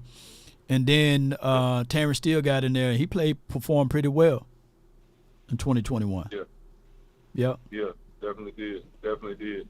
I was just trying to think. I was trying to remember, It was 2021. People didn't win over. Yeah, people didn't win over Terrence Steele. People didn't want Terrence Steele until like midway in that season. Yeah. Yeah, that was the argument. Man. Man, that was yeah. scary, man. That's not kind of scary, Yeah. Like, before the season. But real quick, man, if at 24 we didn't go center left tackle, man, what you like to see right there, man? I'm quite sure you might go linebacker, but in the first round, in the first round, I could see them pulling the trigger on Peyton. I can see them literally doing that in the first round. I can see the Cowboys making that type of movement and saying to themselves, okay, let's make a statement that we are really missing LVE, and let's pull the trigger on Peyton Wilson. Or Adrian Cooper is really nice too, but I got him kind of like more like early second round. So what the Cowboys can do is trade back, get an extra third round draft pick and work that, But what ultimate people don't want to see is Junior Carlson. They don't want to see any Michigan guys. Nah, yeah, man, it was sour on the Michigan guys, man. I passed. But man, hey, look, I'm gonna say this, man. This just a little hot take pick, man. If he's there, man. If Brian Thomas is there, man, I like to see, draft a guy like that, man. And that's if everything else we might want is not there, but going receiver. I don't see us going receiver, but that's just one of my guys that, if they decide to go that route, I wouldn't be mad at it. Hey, 6'4", 205, got a nice, gallop when he catches the ball, and he gets good separation. Yeah. I mean, that would be ideal for either of these guys. And I'm always going to say it this way because of how the temperature is.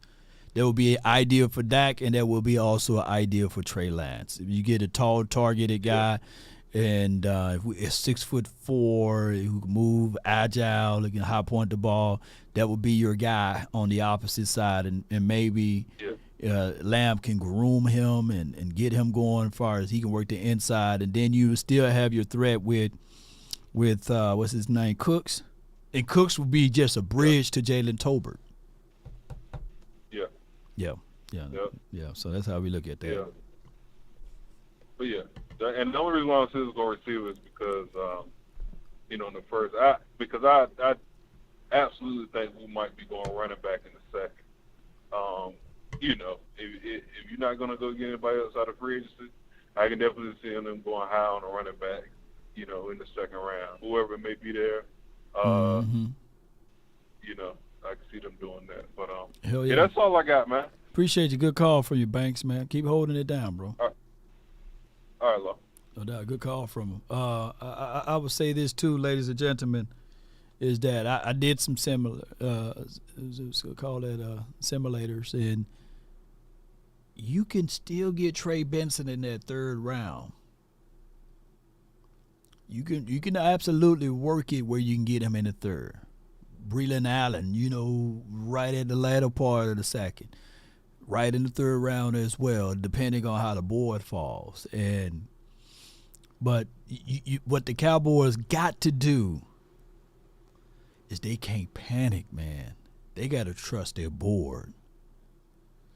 Because when I ran that simulator last year, and I know this is different from reality because it's a simulator, like Mozzie was right there at 58, right? I think that we kind of like overdrafted even Mozzie and Luke Schoonmaker due to the pressure of wanting to hit on your guys in a certain way, right? Like the banging on the table that Parsons and Quinn were saying about, hey, we're going to get this better interior stuff, etc. Don't listen to the players, man. Don't listen to the players. Don't listen to Parsons. Don't listen to Dak on these players. Trust your board. Stay focused. Don't listen to almost cuss. Don't listen to the coach that's not 10 toes down, man. Trust your board.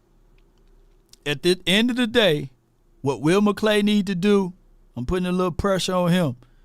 When he get in that draft room, draft the guys that you envision on this team 4 or 5 years from now that can work and do wonders for you in this organization. Because Mike Zim and even Mike McCarthy, these dudes on 1-year deals. What will be the point? They not sold in for here tomorrow, basically. And I know that's backwards because I've been saying, like, hey, don't draft future because, these guys on 1-year deal, they need to have more of a say. But the hell with that. If they're going to be out of here, not coaching here, remember, we Cowboy fans. We ain't Zim fans. We ain't Mike McCarthy fans. So Mike McCarthy, hey, man, hey, dog, you my guy. But Will McClay, dude, you going to have to step and stand tall in this one, dog. You do. And because at the end of the day, I'm trying to win it all, John, you're live from 915. You're live. John, talk to us. Yeah, what up, Law Nation? Not much, man. Talk to me, man. Yo, so right now, I hear what you're saying. I hear a lot of people saying about, Dak Prescott and how we feel. The truth is, man, we traumatized, man. I ain't gonna lie. PTSD. I ain't gonna lie, man. We don't know. A lot of fans, we don't know what we want. You know what I'm saying? We want Dak to stay, we want to go. You know what I'm saying? We hurt. You know what I'm saying? We've been through too much. Yo. And with that being said, I just feel like going into this draft, I feel like we need to address the running back position. I just feel like I know I said this other day, we got to come out with 2 running backs. I feel like that has to happen.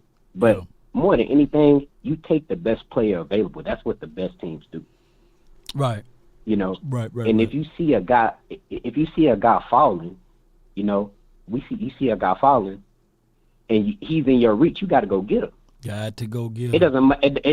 It doesn't matter what the position is, because when we drafted CeeDee Lamb, we didn't need no receivers. We wasn't hurting at the receiver position. Okay. But we knew what he was capable of, and now it's paying dividends for us. True. So if you see a guy like Brock Bowers, and he's starting to fall, he dropped down to 15, 16, you got to go get him. I like your thinking because I mean, at the end of the day, I get people gonna say, well, Law, we don't need tight ends, Law. We got Ferg. Hey, we drafted Luke. Bowers is a different type of animal, and then you match him up. You match him up with Ferg. But people are gonna be kind of like, hey, man, come on, man, it's Luke Schoonmaker, man. Just give him a chance. Give him a chance, Law. This is football. You got to go take it. You gotta go take it, man. You got to go take it. We can't be out here, hey, man, we guaranteed you a spot. We promised you this, promised you that. Ain't no promises out here. Yeah.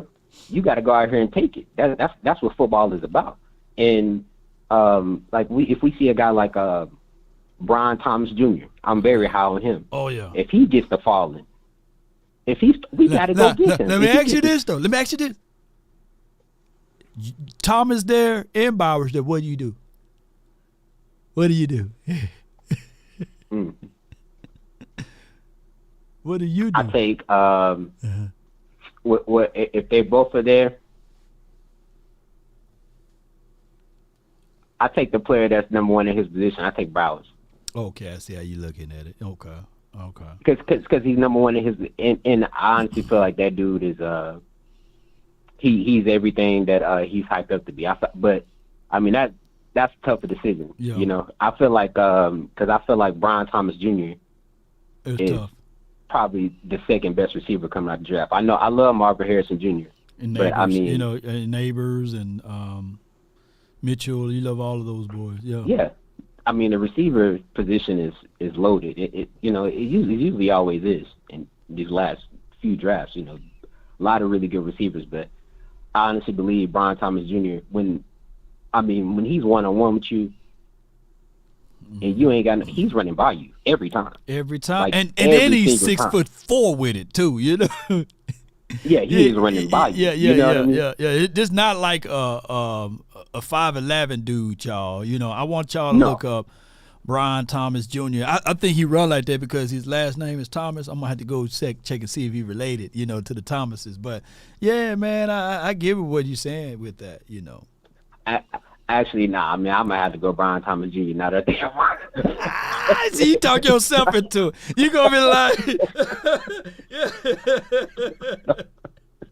hey, where my button at? You gonna be like, where my button at? You All I ask. You gonna be stuck in that place, man. That's what the draft does to you, man. Hey, you won't be scratching your head and say, is it a Mozzie or Brian Thomas? You know what I'm saying? At least you don't have it like that. You know what I'm saying? Oh, no. And I think that's what you do. You know, you take the best player available. When the Chiefs drafted Patrick Mahomes, they already had a Pro Bowl level quarterback on their team that had been taking them to the playoffs and AFC Championship game. So, you know, they didn't necessarily need him, but they were like, man, if we get this dude, you know, he could take us over the top, and we know that, so we gonna go get him. You know, we not waiting, rushing on up. I like the way the GM spoke highly of Pat Mahomes. And he was like, yeah, this is going to be the guy. Hey, did you ever hear the audio of the GM there? It was like, oh, the owner, whoever. They were like, yeah, man, this is the guy. I think that he can be able to do X, Y, and Z. That reigning endorsement there, you know, was everything. And then for him to ultimately sit for majority of that year behind Alex, I think Alex Smith was a guy that was a former first-round pick too, you know, that, you know, went through his lumps or what have you, and they were winning. They were 11-5, I think 11-5. So, yeah. Now, I think this scenario is likely to happen in the draft. What's that? Now, tell me what you think. What would you do in this scenario, which I think this scenario most likely probably will happen? What if a Bo Nix starts to fall? What if J.J. McCarthy falls? What if, you know, one of these guys that are highly talented quarterbacks, what if they fall? Okay. Get down to 16, 17, 18. You know, do you go up and snag one of those guys like Green Bay did Jordan Love, or do we sit back and be like, nah? Well, we gonna. Well, Green Bay and Mike McCarthy, that's been their calling card. They did it with Matt. What's his name is? I forgot his name. Was it LaFleur? What was the quarterback name? Matt LaFleur. They did it with Matt. They did it with the fact that how Aaron Rodgers got there. He failed to them, right? I mean, the Cowboys passed up on Aaron Rodgers, right? We're like, oh, we got us a quarterback. We don't need Aaron Rodgers. I think, you know, so if it goes to that point, like, I don't know if Jaden Daniels will fall that far. He's a good quarterback. J.J. McCarthy, if they like him. Bo Nix, even though he's 62 years of age. I don't know. You know, Michael, was it Phoenix? Spencer Rattler. Yeah, Michael Penix. Penix, yeah. Jordan Travis. I don't know how they got their draft boards as far as their quarterbacks, but I wouldn't put it past them if Mike McCarthy, Daniel said Nix and McCarthy are not going to fall that far. Matt Flynn, my bad. I'm saying we could have Matt LaFleur, but Matt Flynn, my bad. Superstar. Matt Flynn, So under Mike McCarthy's thought track is that he used to be quarterback develop guy. His claim to fame was, hey, they worked with Joe Montana, they worked with Steve Bono and all of those boys and their old system and Aaron Brooks and Aaron Rodgers and all of those boys. Aaron Rodgers had poor and terrible mechanics. People don't talk about those things. Aaron Rodgers went to a junior college, right, and then got transferred over to that other California college, and then he got to the pros. So you had all of these guys that Mike McCarthy had to work on, and Dak Prescott. One of the things when I talked to one of Prescott's people, working on some, quarterback mechanics, worked on his feet. You know what I'm saying? So you mean to tell me Dak been here that long and his feet were just everywhere, right? But the throwing mechanics was different in a West Coast system and scheme opposed to what he was throwing in the earlier system. So I'm quite sure that what everybody's waiting to see is how much work did he put in on, dare I say, Trey Lance. Well, I feel like Trey Lance is literally Dak Prescott all over again with a strong arm. Okay, break it down. That's how I feel. I mean, he has the same build. I think they're about the same size. I feel like his athleticism was overrated coming out that draft because he looked real fast against those dudes he was playing against. Yeah, he ran real slow 40 times. Yeah. So I think he has a stronger arm than Dak. That's the difference between those two. I think he could really swing. He could really push that ball down the field. And I think Dak is like 6'2". Lance is more like 6'4" and he's a little bit taller, a little leaner too. Dak is kind of stout. Yeah. He got like linebacker hips and legs. Paws if necessary, but Trey is more built like a proto. I'm not gonna say prototype, but that's just what it is. People say they look for quarterbacks 6'3", 6'4.5" and better, because they can look over the pocket, they can see over the throwing lanes and stuff like that. Well, Trey got to be showing something in practice because they brought him back. He got to be doing something right. So I feel like I just feel like that's what the Cowboys need to do. Take the best player available, and if a guy like Brock Bowers, Brian Thomas Jr., Malik Neighbors ain't gonna fall that far. But a lot of people don't know about Brian Thomas Jr. how good he actually is. If a dude like Rome Odunze, if he falls. Yeah, if he falls. From Washington, If one of these guys get to falling, go snag him. Go snag him. That's what I feel like we need to do. That's my little piece right there, man. That's all I got. But before I let you go, man, John, I just hope people listen to what you're saying objectively. Don't y'all beat up the man by you talking about what you see, right? Like these are the guys you want, and these are things that you would like to see. And this objective is not like when we mention like Trey Lance is Dak versus Trey Lance, right? But I'm quite sure from Jerry Jones' perspective and Stephen Jones, they're looking at for future lines, and they're sitting there saying to themselves, they're betting that they want Trey Lance to succeed, right? Because they're nuts on the line. They done went and pulled a 4th-round draft pick for him, right? And they paid $5 to $6 million for him. They're gonna want to see before they extend, and that's why they wait until August. That's the only way I can look at it. Absolutely, and I feel like they want to move on from Dak Prescott. They just don't know how to. They don't know how to. That's my feeling. That's how I feel. That from watching everything that they do, and seeing how they talk and seeing how they moving. they want to. I feel like they want to move on, but they just don't know how. You know, they without feeling like the fans are going to completely turn on them. Yeah, you got to sell that too.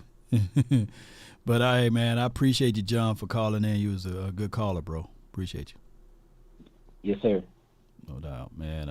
It's a good call from John, and I love the way he went through everything. You know, the good, the bad, and you know, the ugly. He made some great points. Yeah, Matt Baden, appreciate you. Yeah, he made some great points, and I think that you know the Cowboys on how they go through this whole process here. It's not easy at all, and especially from our perspective, we sitting there like, do this so you can bring in that, because we know for sure it's not like we need thousands of pieces, man. We need help in the core. We need help in the core, meaning that if you get this O-line fixed and you get run game, that's where we needed help at. That would help any of the quarterbacks that we had on this team if you can run the ball. And we needed help on stopping the run. That's defensive tackle, and we need help at linebacker. Far as our DBs, a great pressure up front can make your DBs better. And you already have Trayvon Diggs. You have, to a degree, Bland that can play on the outside and inside. That's versatility. Safety room we solid there with Wilson, with Hooks, Hooker, So we're good in those particular spots with Wanye. I think Wanye is going to take a drastic step forward just by even putting him out there on the field. I want you guys to not sleep on Marquise Bell. He's not a terrible player. He's a real good athlete. Really good guy. From the 917, you're live on the Nation, brought to you by Prize Picks. You in the mix. Talk to us. Big Law. What's good? What's going on with you, bro? All is well, man. Can't complain. How you feel, man? Hey, man, I'm well. I'm feeling good. Hey, listen, man. I'm a Commanders fan. So my name is Docman202. And I'm going to say this to you, bro. I love your show. Appreciate it. Now, I don't like Dallas, but I love your creating content that you present to the world. You are a special brother, man. I'm going to say that to you. I got a lot of Dallas fans, and they biased. You understand? So I'm not even going to hold the phone up with this. I'm going to just say this to you real quick. The Dak Prescott thing reminds me of like when we had Kirk Cousins. I want to say it was like 2016 and 17, if I'm correct, and we franchise tagged him twice, if I'm correct. When did Kirk Cousins get it? When did he got his first start there? Oh, I think he had his first franchise tag in 16. Okay. And then I'm gonna say in 17. Remember, we couldn't beat the Giants in that last game. Remember, the Giants didn't rest their starters, and we didn't beat the Giants at the last game. Yeah. They didn't give Kirk Cousins that money. And I think that's why they allow Kirk Cousins to go into the market. My point to you is that I think for real. Now, I'm not sure what's going to happen with Dak. You understand what I'm saying? But I think that for real, man, he got y'all by like a strangling hold with that contract that he got. I don't really know how to explain the contract. I don't know the specifics of it. What is it? It's like 59 million, 55 million this year under the cap. It's 55 this year, 40 next year, and it's about 15 the 2026 year, give or take. Okay, so I hope y'all get a deal worked out with them. You know what I'm saying? We'll see what happens. But I'm gonna break down a little bit real quick before I let you slide off. Break down some wide receivers with you. Listen, man, I don't know if you checked out Jalen Cooker from Holy Cross. I don't know what he ran at the combine. Ladrick Griffin from Mississippi State. Also, Adayan Mitchell ran a 4.364 from Texas. Whatever. Everybody's been speaking on the dude Xavier Leggett. from South Carolina. Yeah, You know what I'm like saying? him. So, yeah. Y'all been freaking high on that dude, man. Y'all been really freaking high on that dude. And, you know, I'm hoping, I don't know where my commander's going to do. You know, it's another dude you got to watch out for. The dude from Florida, Ricky Purcell. Look, 5'11". You guys got to first get a quarterback, right? Who's your quarterback right now? Well, no, see, you know what though? I like Drake May, but everybody has been screaming Jaden Daniels, man. Listen, if Jaden had a little more weight on him, I would love the dude. I just don't. I think when the pocket breaks down, I don't think he's really looking to really throw the ball. I think he's really looking to take off. You understand what I'm saying? So that's the only thing I don't like about Jaden Daniels.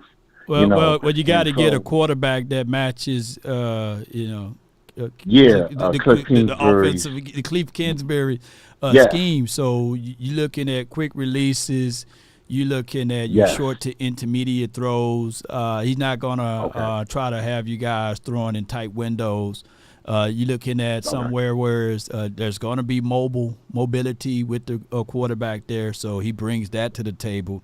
And then Jaden is a taller quarterback. He's 6'3.5", 6'4" and he got a good live arm. So you looking at all of those things, and you add that to the table, and what you guys got to do is you can't be the Cowboys now. You can't be what the Eagles are now. You're going to go through some growing pains with your quarterback. And I get it. Most Washington people, and I'm not beating you up, but most of the time when y'all make a few moves, you immediately put yourself into this room. It's been the Cowboys. Come on, you've been following me. It's been the Cowboys and the Eagles. We've been the creme de la creme. You guys knocked on the door in 2020, but at the end of the day, the quarterback that y'all drafted from Ohio State, may he rest in peace or what have you. But you guys been searching for a quarterback since Kirk Cousins and them left. You've been searching for that quarterback, So if you guys had a Kirk Cousins, I think that you guys would have seen more and more playoffs. But Kirk Cousins' demise has been big games, primetime games, and as well as being fighting within the confines of the quarterbacks that's been in this particular division. But neither here nor there. All I can say is, bro, we'll see, man. We'll see how your team formulate. Y'all lost Curtis Samuel, right? Curtis Samuel gone, right? Yeah, Curtis Samuel went to Buffalo. He went to Buffalo. So you just got Curtis Terry. Samuel went to Buffalo. So y'all let Thomas walk, right? Thomas back? He resigned? We let Logan Thomas go. We basically keeping Terry McLaurin, Jahan Dotson, and that dude Demo Brown or something like that. Yeah. Brown. Yeah, he's pretty nice. Right. But I know we're gonna need another receiver. But here's what I'll say to you. It's either gonna be between Drake May or Jaden Daniels. My opinion, I like Drake May, but like how you said to me, it could be Jaden Daniels. But I ain't even gonna hold the call up, man. Listen, man. I love your show, man. Love your show. I be sitting up all night watching your show, man. Like all late nights, I be having you on. I be laughing. And my man from the 206. Oh man, MJ. Yeah. Laudation. Oh my God. 206. Oh my God. Yeah. Yes, sir. Let me lock you in. Let me lock you in, Chief, from the 917. Hold on. What's your name, man? What's your name? Docman 202. You may see me call from a 202 number. Okay. But so if you see a 202 number, that's me. But I'm gonna just say this, and I'm real respect. Love your show. Love your content. Love what you on Boss Nation be doing. even love Mark Holmes. Love all y'all Cowboy fans, man. You know what I'm saying? Even though my mother's a Cowboy fan. Hey, but man. at the end of the day, I'm a Commanders fan. But I love your show, bro. You give out good appreciate content. it, man. You are a great dude, man. I love you to death, Appreciate man. you, man. Thank you, man. Keep your spirit up, man. And, yeah, man. I ain't going to say how about them Cowboys, but I'm going to just say I hate y'all to death, and I love us to death. So we're going to keep it there, man. Peace, man. No doubt, man. All right, man. I'll put you in, man. Washington, D.C. Washington, Dallas Cowboys. That's what it is. Yes, indeed. Washington, you know. Washington Doc is his name, y'all. Put your hands together for him, for watching all of our shows and everything. And it is what it is, man. I appreciate him, man. Shout out to you, Kevin. He said Law Show is better than ESPN. I'm telling you, man, sports therapy and inspiration, man. One day, you know, we're going to have a nice little field here, and everybody will be able to join. And this is what I said, too. And I'm not afraid to ask for your help. The link is in the description box. Support the nation, man. I started a GoFundMe account, you know. And what we try to do here is with your help and your support so that we can give more and more and better productivity and production, editing team and everything. And when I get out there to Oxnard, this will be help to supplement everything. And we got a goal of $5,000, and the link is also in the description box. You can go and help GoFundMe from there, and just help New Media out from there, man. We independent. We live off of your likes, your support, your super chats, your cash apps, and of course ad revenue that comes in through these streams to help give you guys better productivity. Y'all know for sure Law Nation is going to be consistent, you know. I'm going to be consistent. We're going to try to at least go live once a day. We're going to try to pump out a morning video as well as an evening video and in-between video, some shorts or what have you. Some of my content may be around boxing, maybe around some other avenues that we got to tap into. But at the end of the day, from your help and your support, we are able to scale and grow, you know. And if and for anybody who say, hey, man, I thought you have enough already. No, man, it's never enough, man. It's never enough. People still donate to Bill Gates, man. So, and I ain't on Bill Gates level yet, you know, and Tesla dude, forgot his name. So y'all help support the nation the best way possible, and check out my GoFundMe account. GoFundMe, you know, and all of the things will be tangibly so that you guys can see the growth.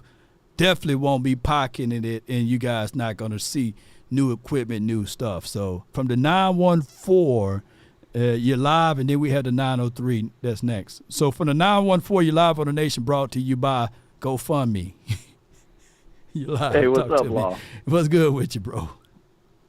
I'm good. I'm good. Just trying to survive being a Cowboys fan. But yeah. I just wanted to give a little context on the Cowboys. Hold on. It's like surviving R. Kelly. Surviving. I feel you, dog. I feel you, man. It hurts. I need to go get that one. Man, based off of you calling in, I'm going to go find that. They're going to be my new drop instead of the other one. You know, instead of that, what my guy Tyrese said. What more do you want from me? I'm going to find that R. Kelly drop, man. Keep going, bro. You're live. All right. I just want to give some context on the Cowboys' playoff performance.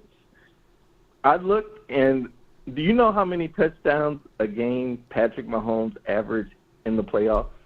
No. 2.2. Wow. Almost close to 3. 2.2. Wow. As a matter of fact, in the playoffs last year, he only threw more than one touchdown in regulation in one playoff game. Wow. So, considering Patrick Mahomes is the best playoff quarterback ever, yeah. If you take him and put him on the Cowboys, how many playoff games he going to win throwing 1 or 2 touchdown passes? I mean, he for damn sure can't throw a pick 6, right? Because then, you know, right? Yeah. So he can't fumble the ball. He can't have turnovers. And I'm not poking at Dak Prescott when I say that, but I'm saying the slimmer chances will be there. Right. My point is not that Dak is on Patrick Mahomes' level, but you can't win a playoff game if your defense gives up 6 touchdowns. You can't. Right. If you commit 14 penalties. Yeah. I mean, Dak Prescott was the second leading rusher against Green Bay. He You know what was. I mean?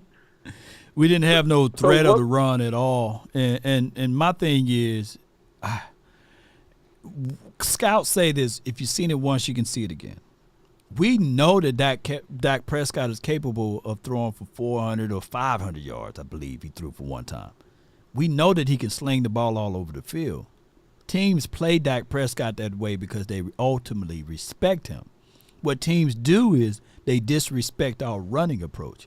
And for the life of me, I don't know why the Cowboys just didn't figure that part out.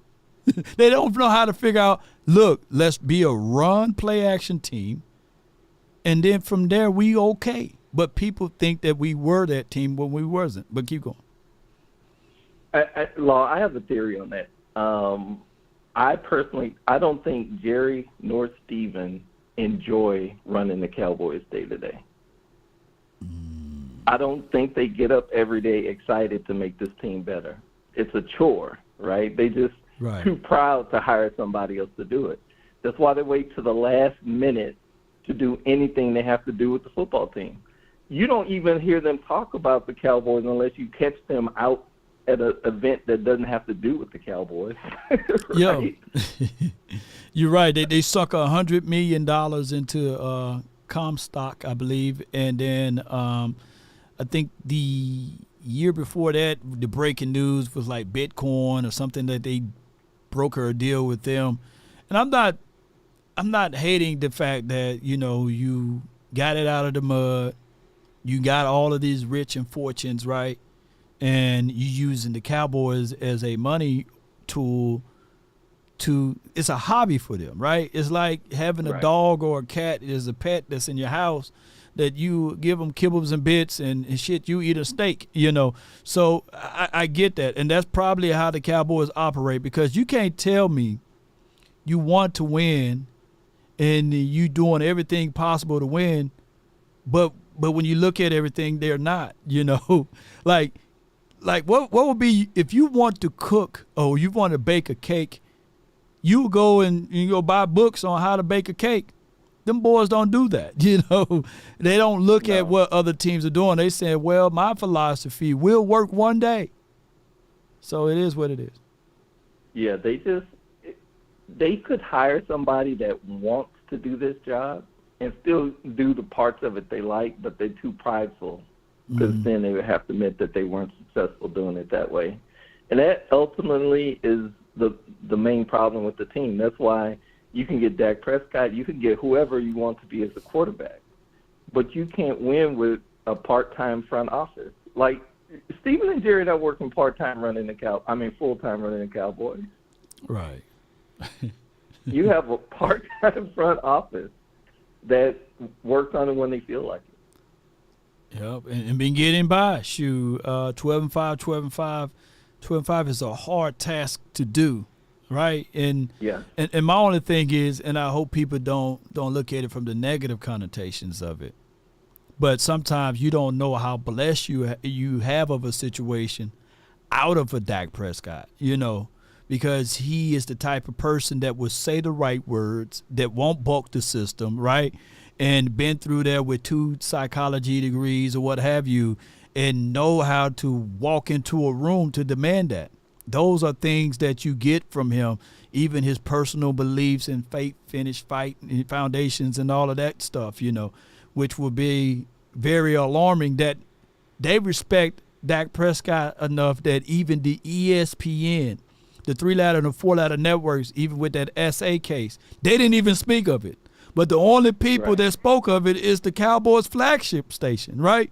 So they respect people respect him on the outside enough not to bring that up, but internally they don't, So that's another part of the situation that I know for sure that the Atlanta Falcons, outside of they got a Kirk Cousins now, would have loved to have a Dak, right?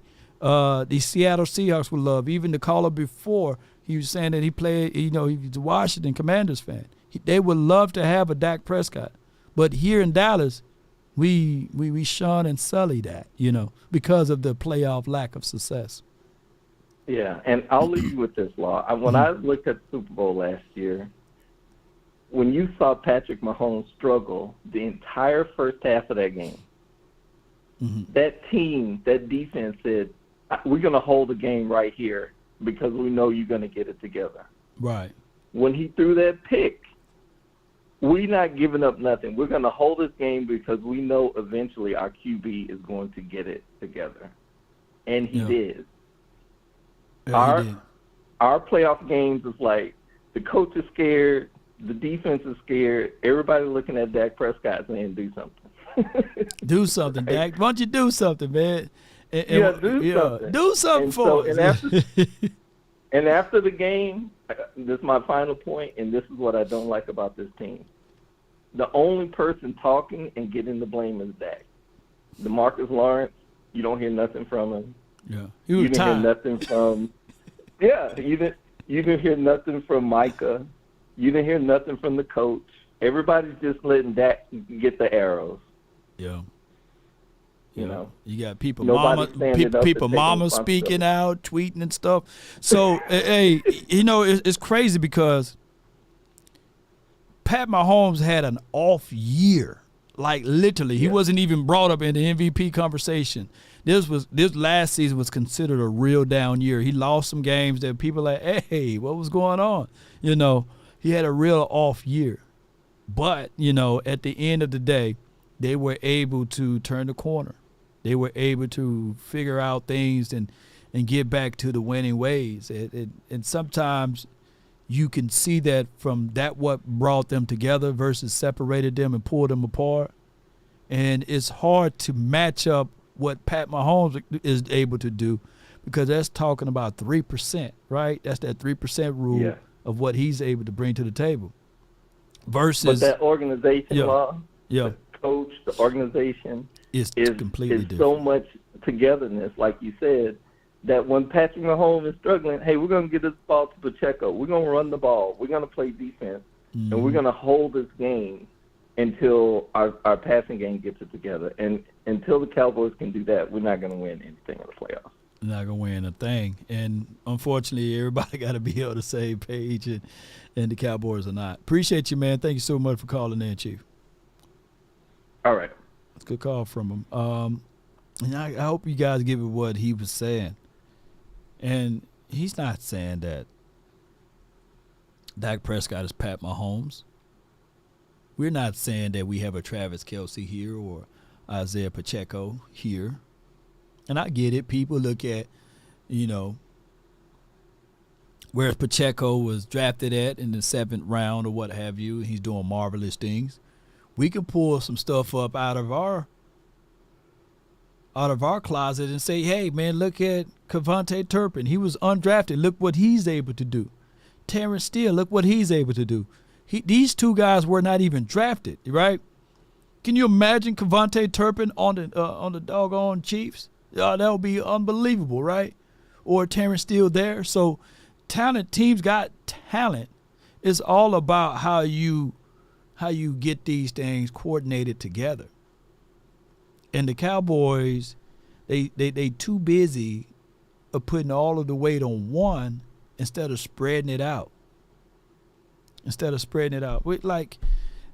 Nobody really mentioned Chris Jones unless I mentioned it. I mentioned Chris Jones. 3-letter, 4-letter network, don't give that man no flowers or no praises or none of that stuff. They say, but we know the benefit and the possibilities of heaven. It plugged down in the middle.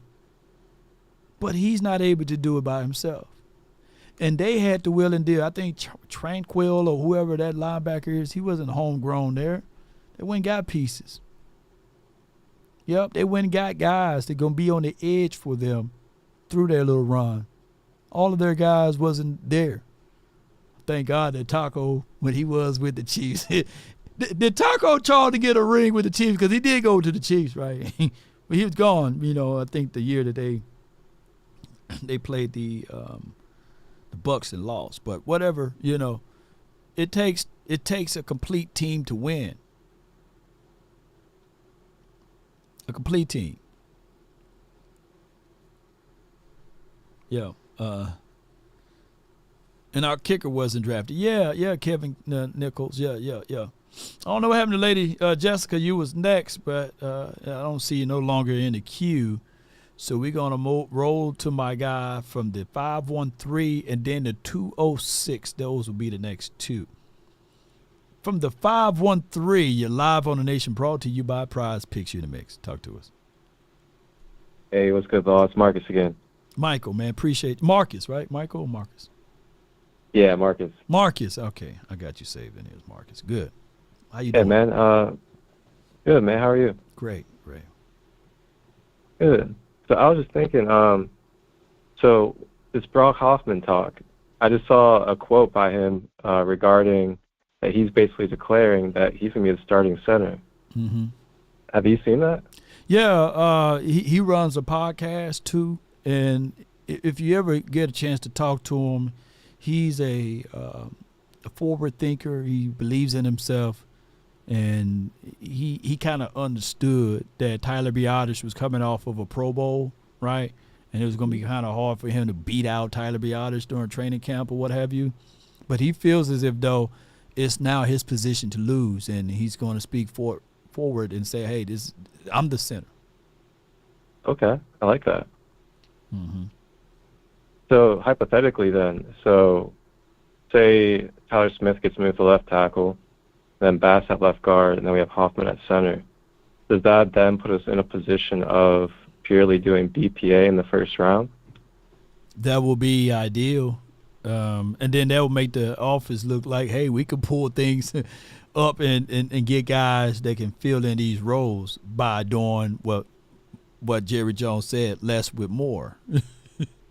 And that dude falls right into it, right? Like, let's be real. In 2020, no one saw Terrence Steele coming, right? And then the year that and I hope that people not looking at it only that I'm speaking optimistic that they missed the points here, but we didn't see Kevontae Turpin doing the things that he did for us and being able to get to All-Pro. My thing is with the Cowboys is that we can't just rely on those pieces. We got to make sure that we get some premium stuff in there to help us excel when the moments get bigger. Yeah, absolutely. Yeah, it's going to be interesting. We got the draft, and then we got the second round of free agency, and we'll see what's going to happen at that center position. It's going to be very intriguing because Brock Hoffman, he's an ox. He's a strong stud dude. He's a nasty guy. He's a finisher. He's kind of like what we like out of JPJ, or any of these guys coming out of the draft. Here's the thing. Growing pains is a real tangible thing. I remember when everybody was high on Tyler Linderbaum, right? He was a guy that was coming out, and it took him about two years, close to 3 years before he turned the corner and started working things out in favor of the Ravens. And I heard people from Ravens camp talking about, hey, is there a way that they can still be looking for interior guards or what have you, or centers? Just from what I'm hearing. So we don't know. It's a crap shot when you talking about centers in general. I even know that, what's the center that went to the Kansas City Chiefs? Really good. His name is the tip of my tongue, from OU. You remember him? Y'all help me out in the chat. Yeah. But even though he played pretty well, he kind of botched some snaps in the Super Bowl. So center play is always a weird cycling situation. But I'm quite sure Brock Hoffman is saying that that's his spot to lose. Then it's going to be a situation that whoever we draft or whoever's in this draft going to have to fight for it. That's a great position to be in, for real. Hell yeah, I'll take it any day. That's the whole thing. We want competition on all levels. Nothing should be given to any of these guys, and especially when you're wearing the silver and blue, you got to fight for it. Yeah, I will say he does have the snaps and a little bit of experience from last year with Dak at the center position. That probably plays in his favor as well. Yeah, Creed Humphreys is the guy, the name. Shout out to T Smooth TV. Creed Humphreys. We know how good he's been since he's been drafted by the Chiefs. So, I mean, centers take time, but Creed's one of the better guys. Creed Humphrey. Creed Humphrey, it takes time, but he's been one of the guys that's been playing lights out, but even he has hiccups and things like that. It's just the fact that when you're in Dallas and you have those same hiccups, you get canned and tossed to the side. Yeah. Now, here's somebody that I want to bring up. Where do you feel John Stevens is going to be at this year? Him and David Durden, both of those guys are pretty much in the same, pace of recovery time. I think that John Stevens, his issues was before the injury was, can he block? Can he, can he find that next level and still compete and attack the ball? His ability to run some routes and get separation was his calling card, and his size.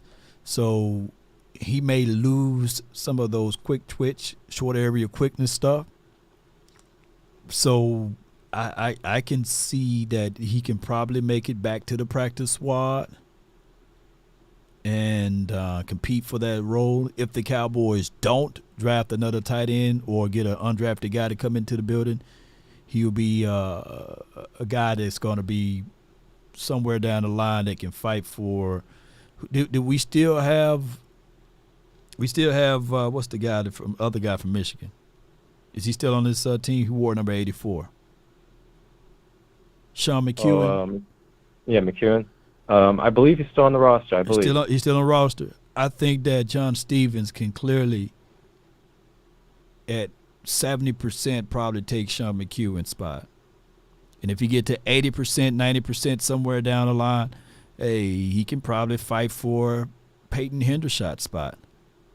They're not going to touch Luke Schoonmaker. He's going to be here for another, year or so. Schoonmaker might turn the corner this year, though. Knowing the Cowboys, all of a sudden we be like, "Hey, we dogged him 1 year. Now he turned the corner." So I'm not going to be all the way out on Schoonmaker. Yeah, I wouldn't be surprised. I mean, he had a couple good catches. He had a few touchdowns, and he had that near touchdown to win the Eagles game.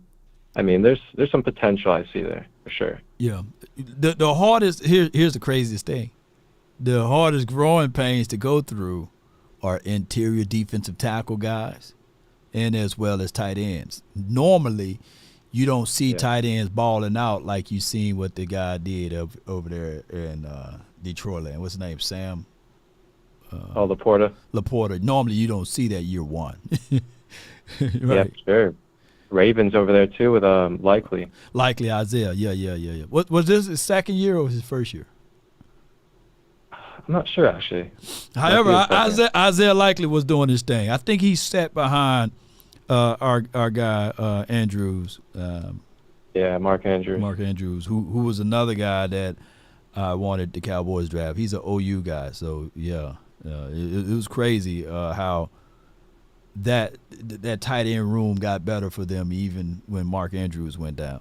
But tight ends normally take some time, so not saying that Luke Schoonmaker gonna be a world beater, but I would not be surprised because he had 2 touchdowns last season and a few spoonful of yards, and he was put into some moments where that we can clearly say he shouldn't have been in, but he was there anyway, getting some learning pains and going through some growing situations, which he could step up.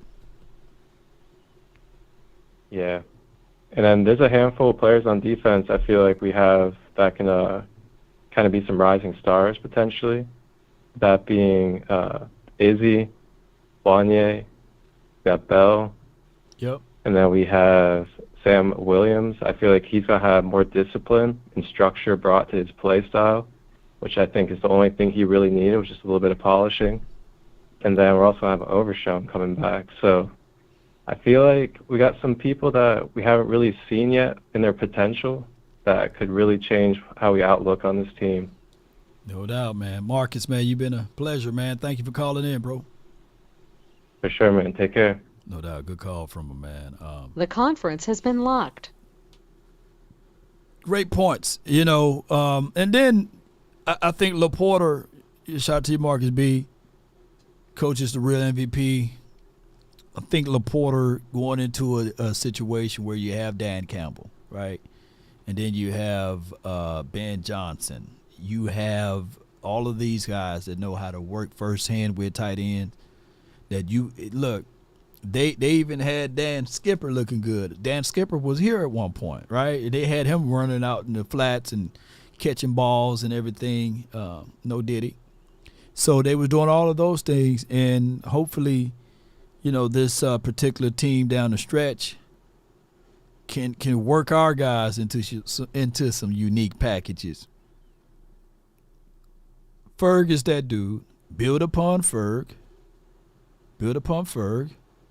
And remember that order I was telling everybody? It was my guy Lamb, Ferg, and then throw in a possible Cooks.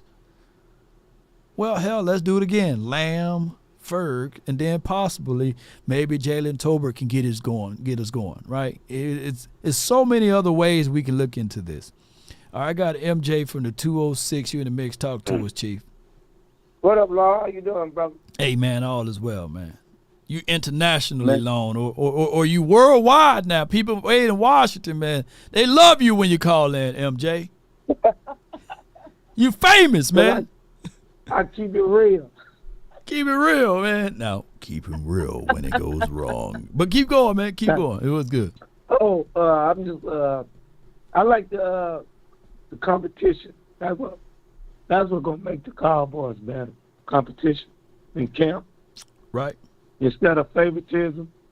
When you favoritism, that's when you lose. If you do competition, I think the Joneses got that in their head too.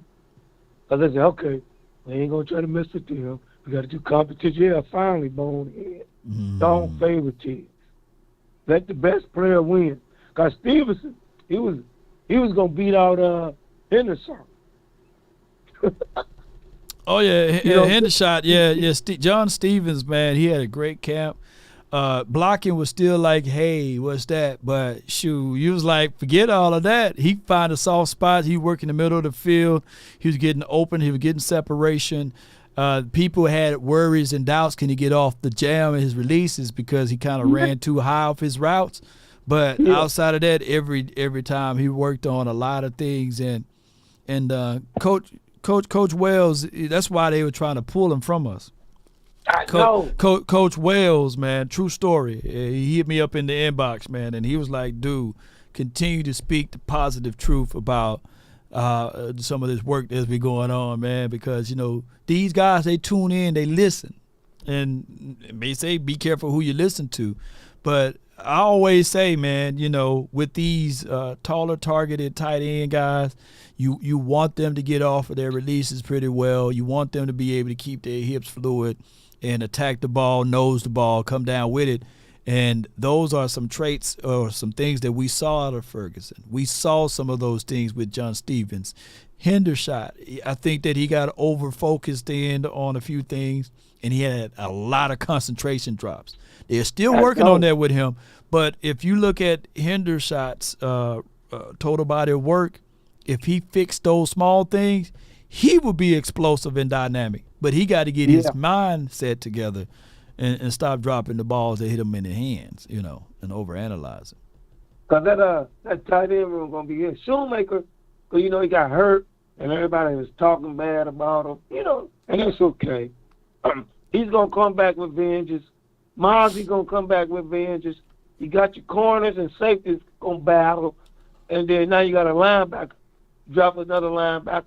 Only thing I'm telling you, once we get them 2 D tackles, who we going to get out of free agent and in the draft? Because like me and you said, a lot of them D tackles that's fighting with some other guys, right? They're going to be on the Cowboy team. So don't worry about that. The key is like Darius be talking about, McCarthy. And shout out to McCarthy because what he did, he brought that guy in from Boston College that got a better run scheme fit to him. Is that what they got from Boston College? Steve Simcoe, or how you say that man's name? Yeah, I think that he's gonna be a refresher. I think that when you have a coach that like Mike McCarthy, who haven't been calling plays since 2018, he got a lot of things, and it sounds like excuses, bro. And I know you say stop making excuses, but the reality of it is that he haven't been calling plays since 2018. So you threw him into the deep end, and of course he knew how to swim back, but he tired, so he's sinking. And the reason they're like, hey, a second half, hey man, get that man a Twinkie or something, man. Something, a Snicker, a piece of peppermint, because he looked kind of slouchy, with his play calling. Yeah. So hopefully Steve can bring that different, diverse of element to the table. And we'll be able to get some things going for him. And I'm talking about mixing it up with the run, the pass. But keep going. Yeah, his running scheme. We get that running game going, because I'm excited for the new halfbacks we about to draft. We're going to draft 2. We're going to get 1 in free agents and 1 that didn't get drafted, undrafted. And I'm telling y'all, I've been watching film. There's like 40 halfbacks, y'all. Man, there's so many halfbacks. Wow. Yeah. And we don't know who going to be the star. Because anybody, because when Denver drafted Davis drafted in the 7th round, became an All-Pro. So don't trip off the halfback. If your line blocking good, and we got some dogs in front. So I'm so excited who they draft on the line. Either going to be a center or a guard or a tackle. They're going to get one of them guys. And that's going to be beautiful. No doubt, man. Because they want to beat up people. So I'm excited. Appreciate you so much for calling in, MJ. Yeah. Thank you, guys. And Cowboy fans, is March. The draft is in, 3 more weeks? 4 weeks? Let's get ready to rock and roll. How about them Cowboys? Hit them likes on Law Nation. And let's go, Cowboy Nation. Salute. Let's go, man. Hey, man, that's the most unyelling conversation that I had with MJ this month. Yeah. That's the most unyelling conversation. Salute to my guy, MJ. All right, so we down to the last few callers here. I just want you guys to do me a huge favor, if possible. Can you hit the like button, share this content? And as we give a shout out to our sponsors one more time from Aura. Have you ever Googled yourself and were shocked to see your personal information exposed out there on public listing sites? Data brokers are making a fortune selling your information to robocallers, spammers, and others. Like they know where you live at. They list all of those things. Private information should remain private. This is why I'm pumped to tell you guys about my new sponsor, Aura. Aura can identify data brokers exposing your information and submit opt-outs requests on your behalf. Brokers are legally required to remove your information if you ask them to, but that makes it super hard to do. Let Aura handle that for you. You can try Aura free for 2 weeks using my link, www.aura.com/Law Nation Sports. No doubt, man. I appreciate y'all, man, so much for y'all support to help grow the nation. And speaking of that, I got Home Skillet in the house, man. What's good with you from the 971? You're live on the Nation, brought to you by Prize Picks. You in the mix. Talk to me. Hey, how's it going today? Hey, all is well, bro. Can't complain. What you got? Oh, yeah. Oh, man, got to hear your voice, man. What another blessed day. Loving the show. I'm loving your fans. I really think coming up in the draft, what do you want and what are you hoping to get out of this draft? Like, what the main focus will be for you in this draft? Interior play. But if Brock Hoffman is going to be your center, for the 2024 season, I don't want to draft a guy in the first round to be a redshirt guy, right? To be like 2026 guy or 2025 guy, what have you. So if they can find a way to get, a tackle, that would be good for me. Or if they can find a way to, in the first round, now we're talking about first round, BPA, best player available. If it's a dynamic wide receiver to a degree, like what we were talking about a couple of hours ago, then I won't get mad at it. I'm looking for impactful players that can make something happen for me. But if I can switch around to defense, I like Trevondre Sweat in the second round. I like Byron Murphy. I think that we're going to have to start looking into those things. Even Peyton Wilson, he'll be a guy that I can look at that can play at linebacker. I got to understand that Eric Kendricks, that's a long tooth. That's a long tooth. And by him being 32 and a half years of age, I got to know that the sun is about to set on him. And I would still want us to replenish that spot right there. So I'm looking at all interior core guys. And then my only flashy guy would be a wide receiver if BPA falls the way it is. Do you have faith in Diggs coming back? Do you think that injury – do you think we should – I think we should go either running back or corner first round. I don't know if I have full faith in Diggs with that leg right now because I don't know about their physical therapy, the rehabbing. The way I saw that Green Bay game and these other games that we were struggling in the secondary, I really think we need to take another look at corner. It may be kind of high, but, because they're probably scared because of the Claiborne pick a while back. But I don't know, man. I'm kind of iffy about that Diggs, man, that Diggs injury. Well, I mean, I won't get mad at them for purchasing insurance. If you're at the 24th spot and you got some guys tags they're touching, and if they are true to their board and they know for sure that no one is kind of looking at Cooper DeJean right there at that spot, I don't know if he's going to fall to the 24th spot. Then lo and behold, I wouldn't get mad at the Cowboys drafting Cooper DeJean, as the cornerback that you can put out there on the other side, because cornerback is still a team need for us.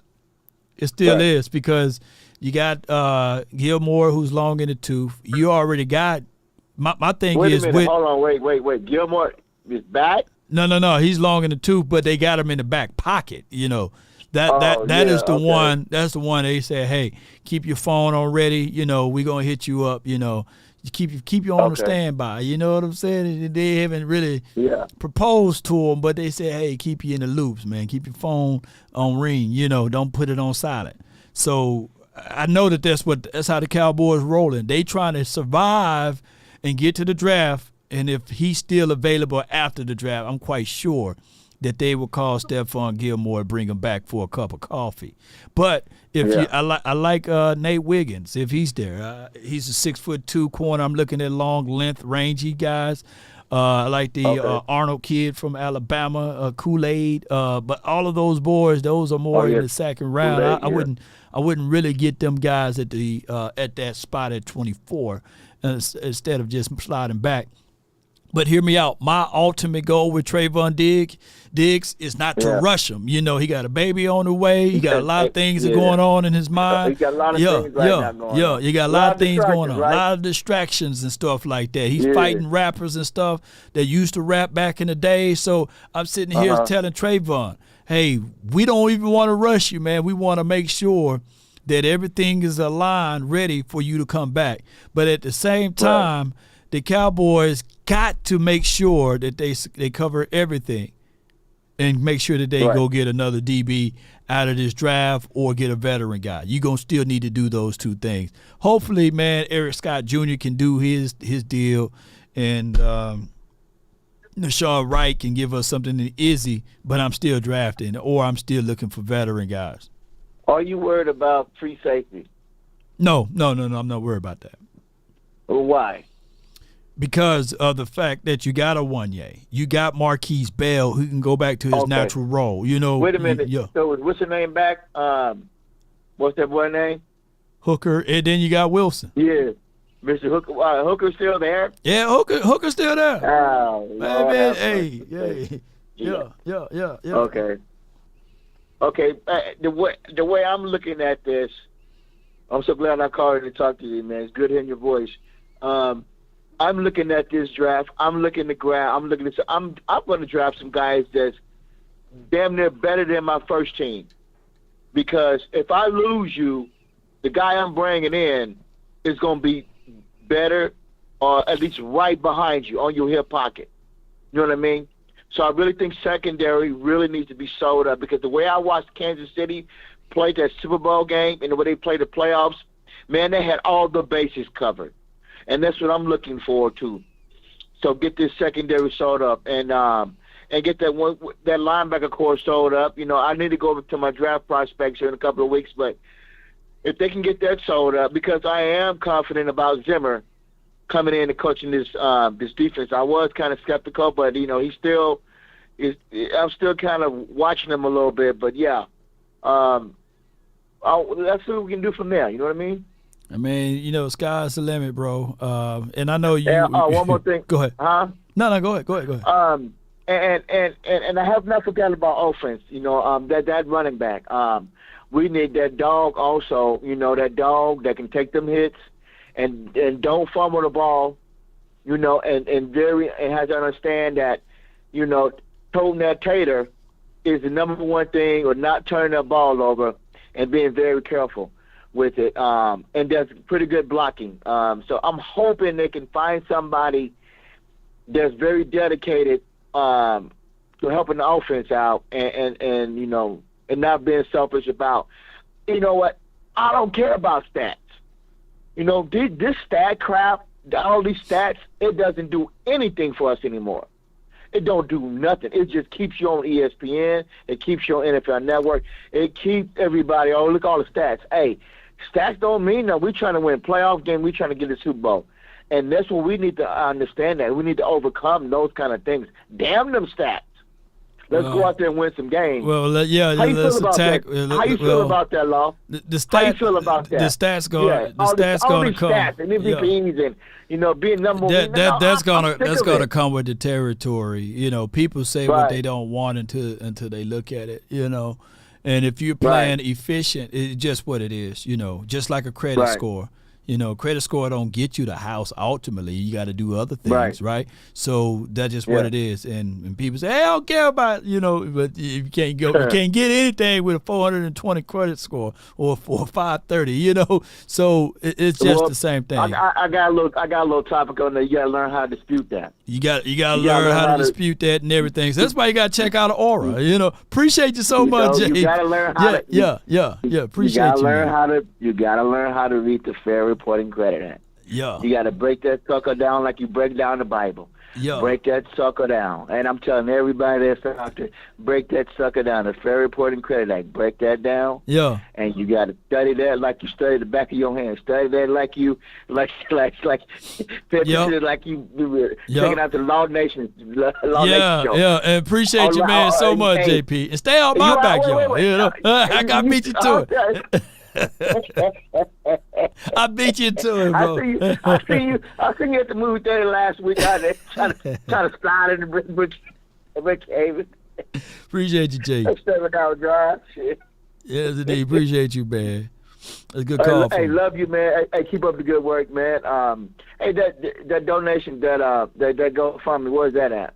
Oh man, it's a link. It's also in the description box, man. So feel free to help the nation that way. I take it all, $2, $1, anything, man, that you guys can send this way to help grow the nation, man. That will help. If my money okay doing a training camp, I'm trying to reach out and check you out up there in Oxnard. So I was gonna go last year, I got caught up with a few things, but it'd be nice to meet you face to face, man. I'm only like a couple hours away from California. Hey man, let's do it, bro. Appreciate you for calling in. Okay, I Mississippi in the house. Peace. Right, yes indeed. Yes, indeed. Marcus B said Law triggered his real passion credit report. Yes, indeed. He started giving us the 80-20 rule and everything else. Hey, there's also a 70-30. Let me tell you about the 60-40. And let me talk about the Pythagorean theorem about, you know, the credit score and the Fair Credit Act. According to the Fair Credit Report Act, he became into a lawyer right here. Shout out to all of those who got those channels, man. Yeah. Yeah, it's gonna be dope, man. Cowboy Nation. The stats gonna always be here. No one is banging on the table to be glorified with the stats of how many touchdowns dude threw, or how many interceptions did a player throw, or how many rushing yards, because the Cowboys, believe it or not, control the stat figures. They do, because at the end of the day, shout out to my guy Rogue Shop. Check out Rogue Shop. Use promo code LAW for all of your needs as it relates to anxiety. And on top of that, if you're going through depression, check out the website. We got unbelievable products there that can get you lifted. And if you don't think I'm talking about anything, check us out. And we got a team of people that can really direct you in the right path. But let's talk about these stats right quick. On the high note, the Dallas Cowboys, we controlled the stat figures. Law, do you have any truth to that? Yeah, I got some truth to that. Do people care about yards allowed? Nope. Do people care about interceptions? Nope. But what if I told you in 2021, everybody, mama, uncle, cousin, Tupac, and Biggie climbing out of the grave? Yards allowed, man. Hey, man, Trayvon Diggs giving up 1,000 yards.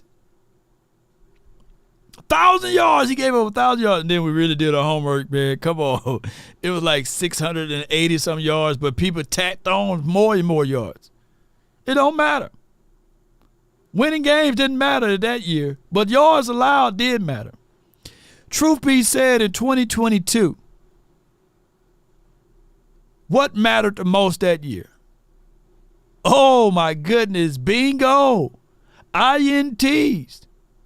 Everybody cared about INTs. Oh, you can't win. And we were winning games. But people, when I said stats don't matter, they said, nah, look at the INTs. Look at the INTs. Oh, my goodness. Look at that dude throwing INT. But we won the game. It don't matter. Look at the INTs. Everybody cared about INTs. Winning didn't matter at that time. Let me know if I'm wrong. Winning didn't matter. We won the game. We beat the Colts by a big, large margin, you know. But, hey, he threw an INT in that game. People were reminding us about that INT in that Colts game. What was the final score, y'all? Nobody cared about the W in that game. You know, what was the final score? The Cowboys versus the Colts in 2022 or something like that. Hey, man, you know, look at the INTs, Lord. Look at the INTs. He can't throw. He can't hit water if he fell off of a boat.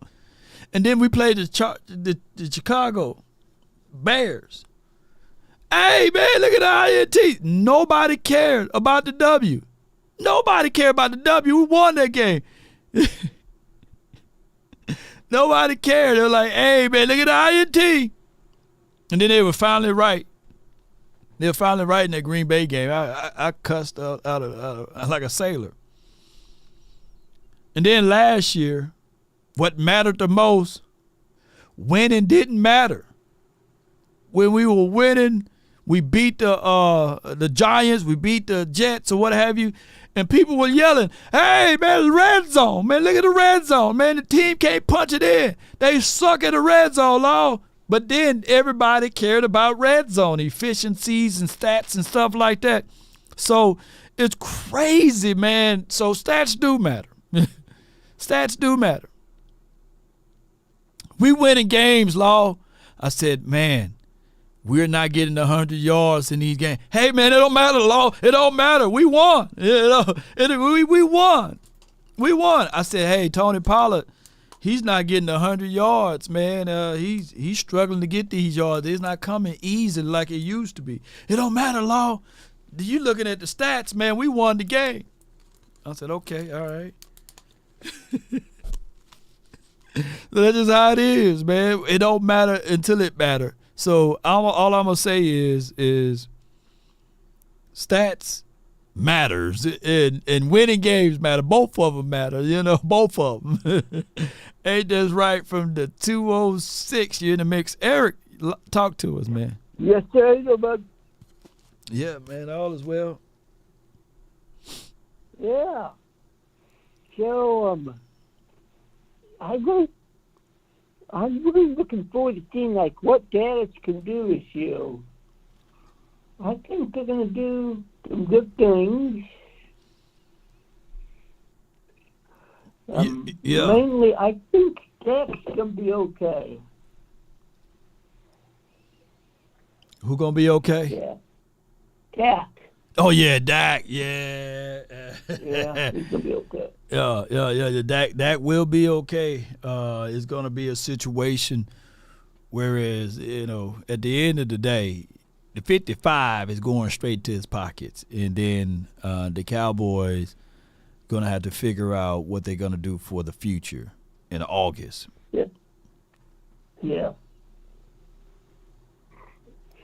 And I really think he's a pretty good quarterback. Oh, you're looking at it. Yeah.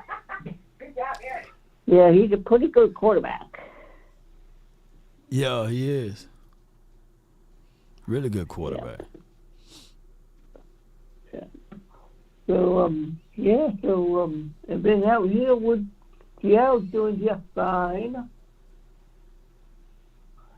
Now, with MJ, he's in Seattle, too. Where's he at? Which player again, Eric, my guy? MJ. Oh, I don't know. I thought MJ. How far is 206 is? Is 206 germane to Seattle, or where are you guys located at? Yeah, I think that might be Seattle. Oh yeah. Well, MJ, from what I know, and he's a diehard Cowboy fan. He's in L.A. Oh wow. Yeah. So he's in L.A. From what I know. So I don't know. Next time I talk to him, I'm gonna say, "Hey, man, what kind of ties do you have from Seattle? Because that's a 206 area code. Is that correct?" Yeah. Okay. Yeah, that's right. Yeah. So I'm gonna ask FJ maybe tomorrow. Where have you stayed at? Y'all may be cousins. No, that would be fun. It would be fun, man. And you put y'all two together, man, and y'all take over. You Seattle guy. Right. And he a Cowboys guy, that's how it goes. Yeah. All right, bud. That's about it. Yeah, that's about it. I appreciate you, man. Let me hear you say it, though. Hey, Coach, let's go Cowboys. Let's go. Come on with it. Give me DK Metcalf. That's my guy. I got from the 208. Where's the 208 at, Steve? You live.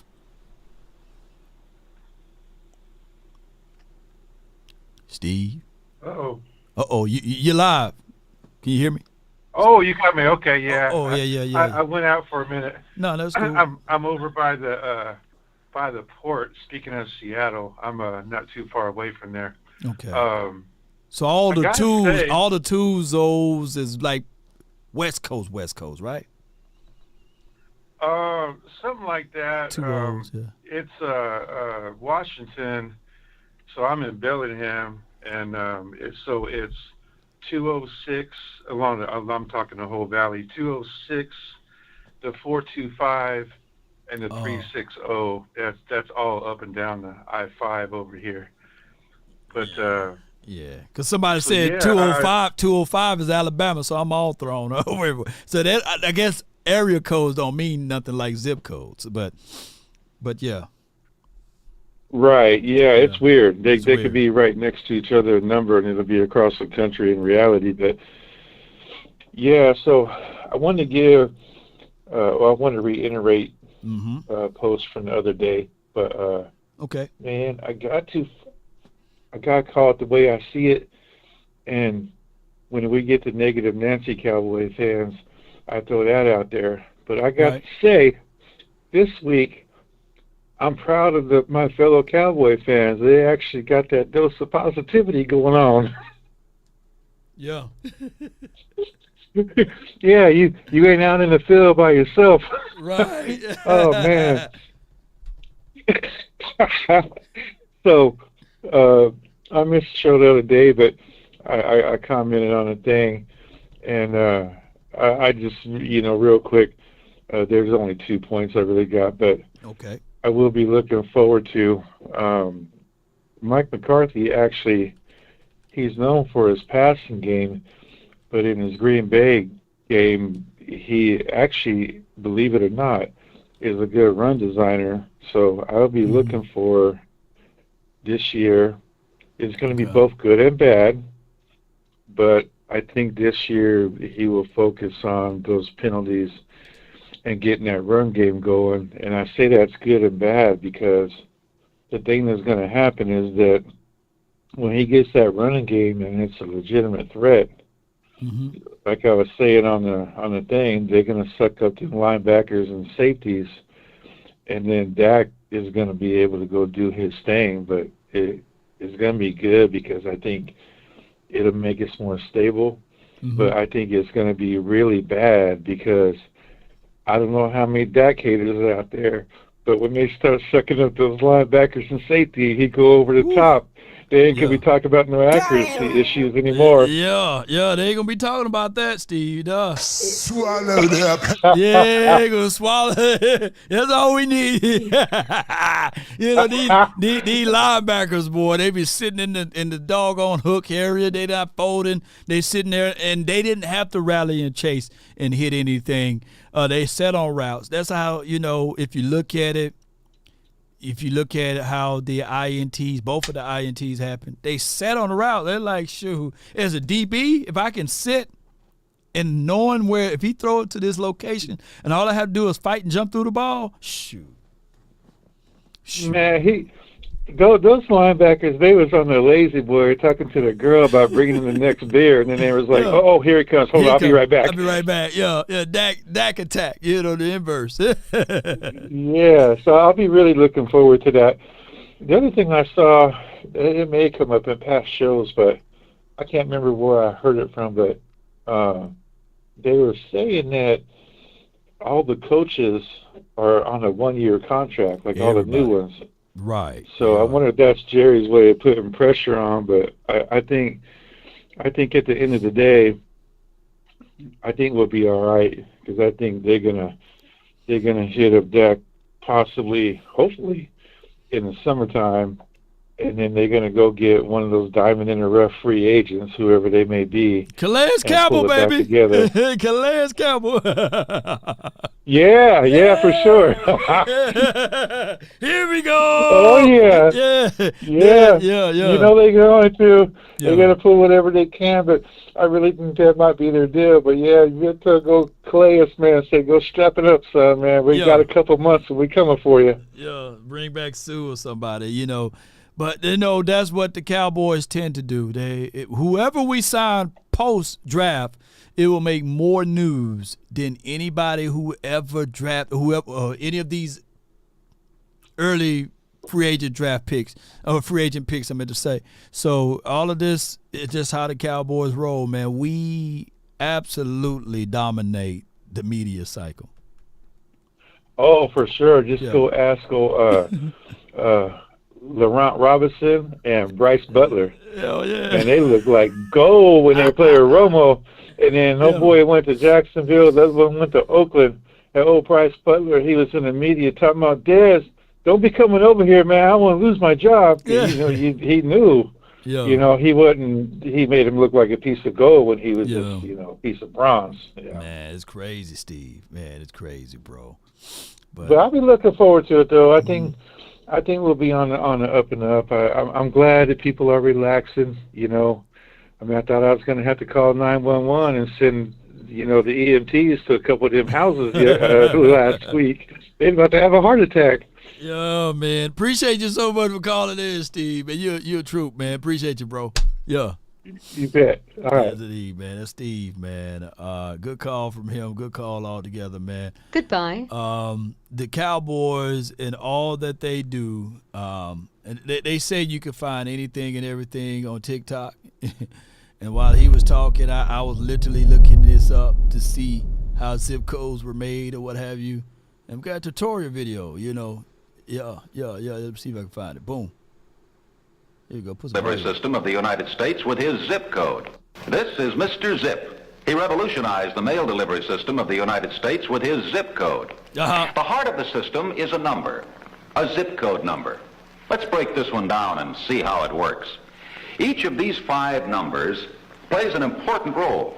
The country is divided into 10 sections. The first number represents one of these sections. In this case, the 6 stands for a part of the Midwest.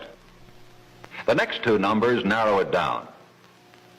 For instance, the 06 pinpoints Chicago. And the last 2 numbers, they indicate the final stop before delivery, a local post office. And here it is, the Elmwood Park branch of Chicago, hour 35. It's that simple. Call your post office with the zip code numbers you need and use them here and here for the fastest possible mail delivery. Remember, only you can put zip in your postal system. This is... Hey, man, that's why they want to get rid of TikTok. It teach you everything. Yeah. So now I know what zip codes are, man. So in the future, I'm going to have to go type in what area codes are and how they come up with that. So shout out to the zip code guy, man. Why did everybody in the 1960s talk like that, though? Everybody kind of sound the same. And, you know, that's why the government is important. Yes, ain't this right, troops? Appreciate you. Yes, indeed, man. All right, so 3s are southeast. I see y'all, man, and they should be on caller ID.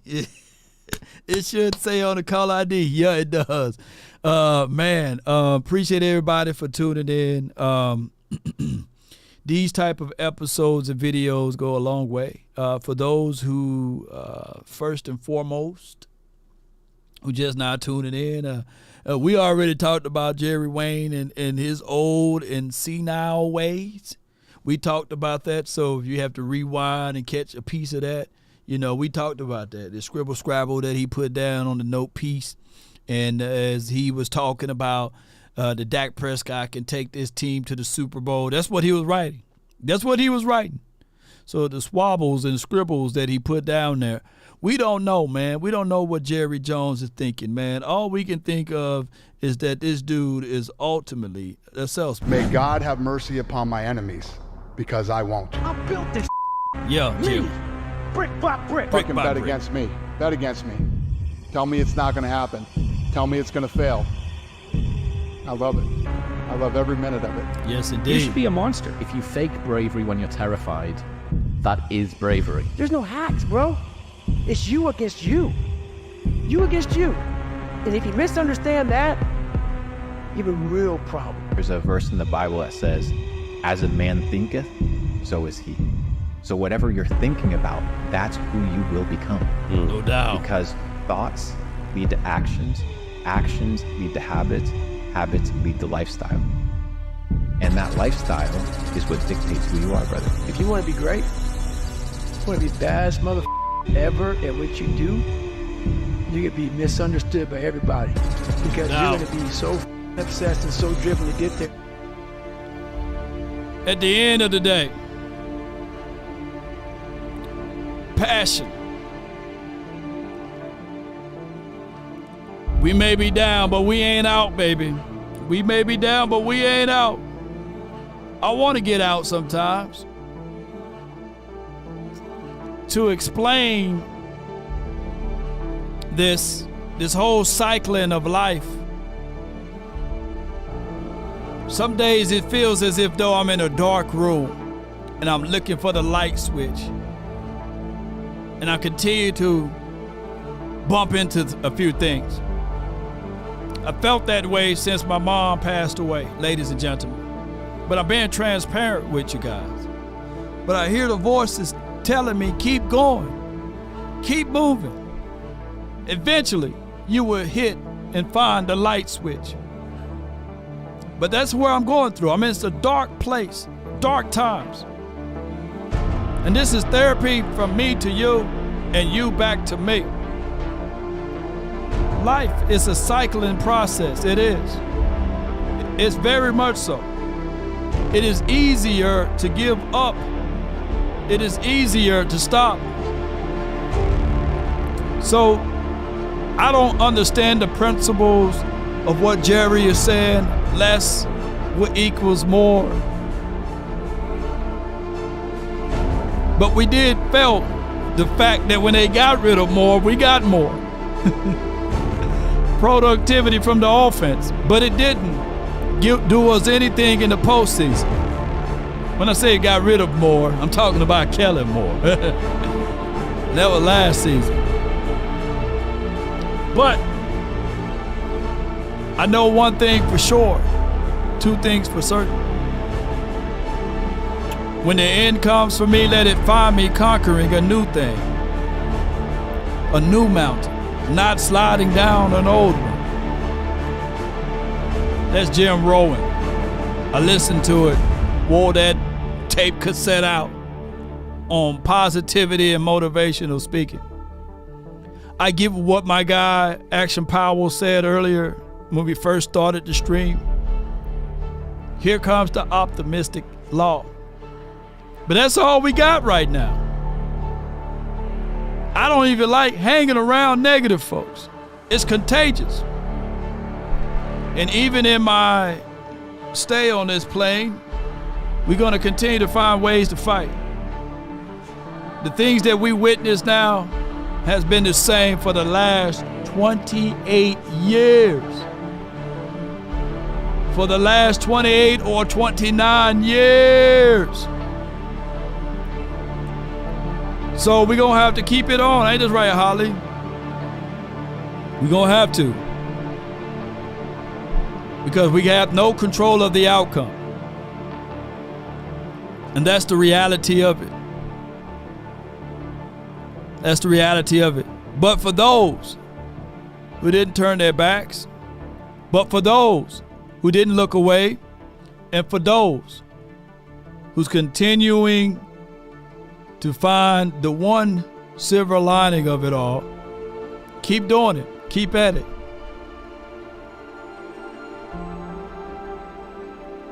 Keep doing it and keep at it.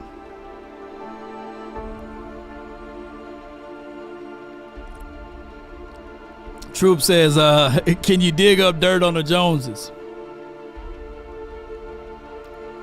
It won't change. It won't change.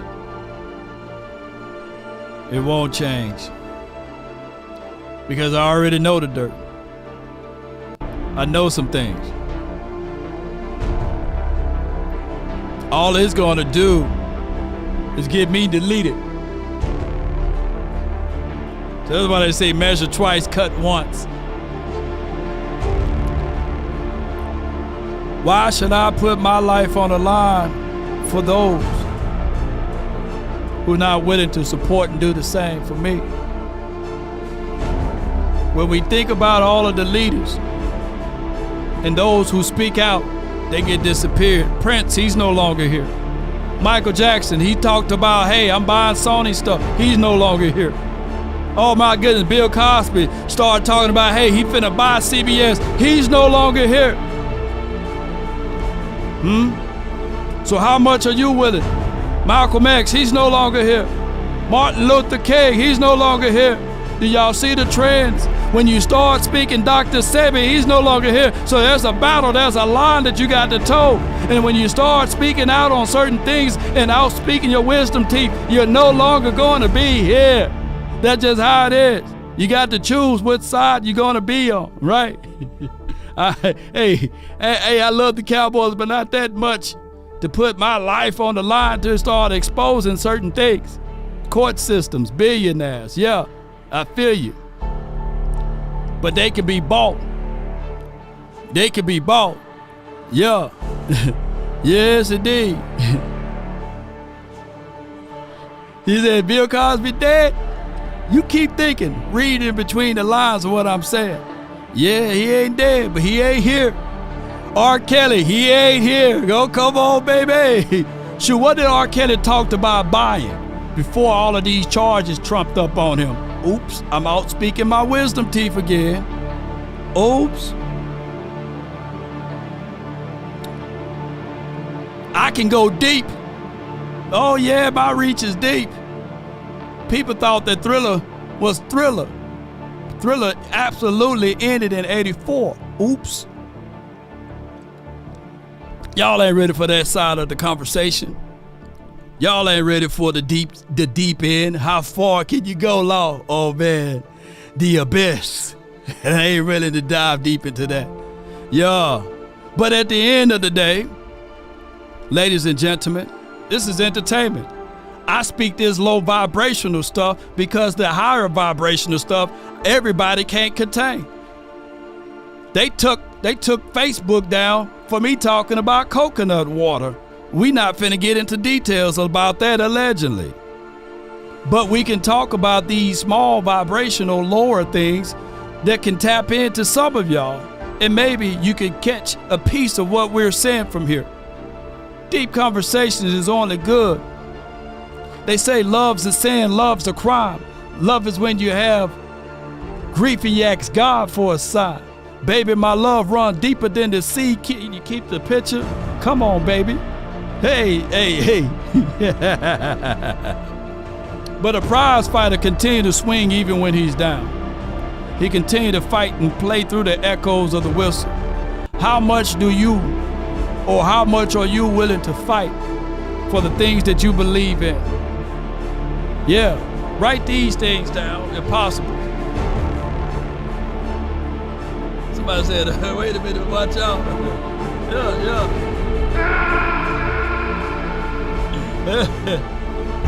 FBI, open up! Oh my goodness, man. Yes, it ain't matters. It ain't worth it. Yeah, it ain't worth it. Gun line, boss. Yeah, he got them all. What happened to the law, man? Riggs! But if you want a thing bad enough to go out there and fight for it, to work day and night, to give up your time, your peace, and your sleep, if all of your desires of it makes you quite mad that you don't get tired, and it makes you hold everything tawdy and cheap, if life itself seems empty and useless without it, and all that you scheme and dream is about it, if you will gladly go out there and sweat for it and fret for it and plan for it and lose all terror of your mind for it, if you would just simply go after the thing you want with all of your capacity, strength and sagacity, with faith, hope, and confidence and stern pertinacity. If neither cold poverty or famish or fame or the sickness of your body or brain can turn you away from the thing you want, if dogged and grim and besieged and beset, with the help of Almighty, ladies and gentlemen, boys and girls, understand that this is entertainment. Everything goes back into the box when it's all said and done. Everything goes back into the box when it's all said and done, like Monopoly. It does. But the bigger picture is follow the trends, follow the money. You will find out how to catch that wave on what's really happening. Open your eyes. Yeah. And there's more than two. One you can't see. That's all. I'm going to go with that. That's been my time. I really thank you all for yours. You having an unnatural allegiance to losers is not like you. Damn. It says ashes to ashes, dust to dust, baby.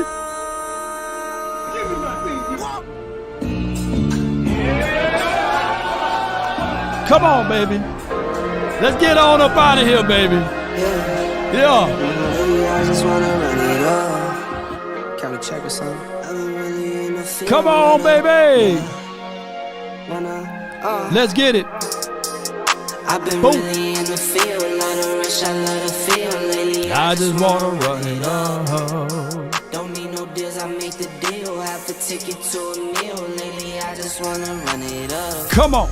There's more than things that you can't see. Kinda check a song. Lately, I just wanna run it up. What's understood doesn't need to be explained, by the way. Come on. I just wanna run it up. Hey. Need them ones, I need them fives, need them tens, I need that change to the safe, got blues inside. Come on. Shout out to all of the people with the support. CJ. Shout out to you. Tricks. Dirty Sanchez. Come on. Still the same, not switching sides, now it's about loyalty. About loyalty, baby. For the bag, and that's where Come on. I mix Nike with designer, I experiment. You just rock what's on the shelf and I'm not feeling it. Search for the one, but baby girl, it's nothing real as this. Can't trust a soul, I keep a hammer. Call it too legit. I've been really in the field, love the rush, I love the feel. Lately, I just wanna run it up. Don't need no deals, I make the deal. Shout out to you, Toxic. Appreciate you. I just wanna run it up. Come on. It's a time for war. It's a time for peace. It's a time to reveal. It's a time to be silent. It's a time for just about anything and everything that you do. Come on. Hey, where my dogs at? I be at home alone. I be in zones alone. I be on roll alone. I just wanna run it up. Don't need no deals, I make the deal. Come on. Lately, I just wanna run it up. Yeah. Kinda check a song.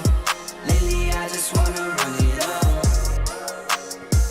Count that too. Count that. Remember, Lately, I just wanna run it up. everyone have a reason, but results are what matter.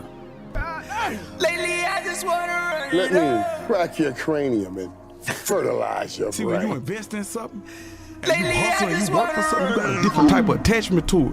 You're going to have a cold day in hell for somebody to try to take this from you. We live by this, we die by this. We don't surrender, we don't retreat. Every man must search his own soul. I listen to that quote every morning. I want to get mine out the mud. I want mine out the dirt. I don't want no handouts. I don't want no celebrity to co-sign me and somebody to see me in the street and say, I remember when such and such put you on. No. It may sound harsh, but I'm going to beat myself up so the world can't beat me up. Because the world is a cruel place. It can be a beautiful place if you allow it to be. Once your perspective changes, that's when miracles happen. What else I got to conquer so I can get to the next level? What else? There's always going to be giants at the gate. If it ain't rough, it ain't us. Let's go. So it ain't like, why me? It's like, why not me? Let's do it. The flowers don't chase the bees. The flowers just are. Oh, snap. We got some breaking news, ladies and gentlemen. We answered, I talked stuff, I thought we had it, but it goes to show you who's a better team, and I'm sticking Cowboys. You're crying. I'm hurt. I love my Eagles. I don't believe it. You gonna flap the hat one more time for the Eagles for the hard fight they did?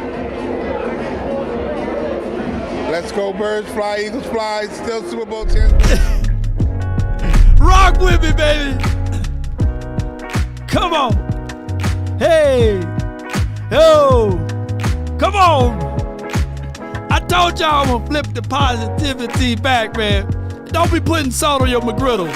Don't follow Jerry Jones on all of those things. Come on, ain't that right, Choctaw? Take a drag of my cigarette. Breathe me out. Breathe you in. Let's get it. Shout out to Kai Sant, man, for being in the friend zone, man.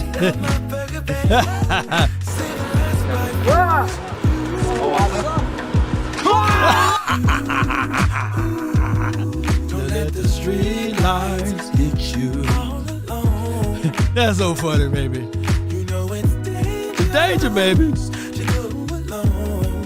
Don't be like this dude right here.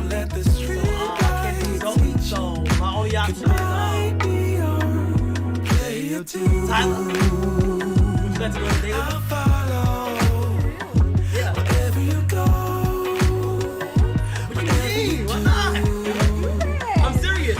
Whenever you get some free time, let's go to Oh, come on, player. Bobby from the Himalaya, man.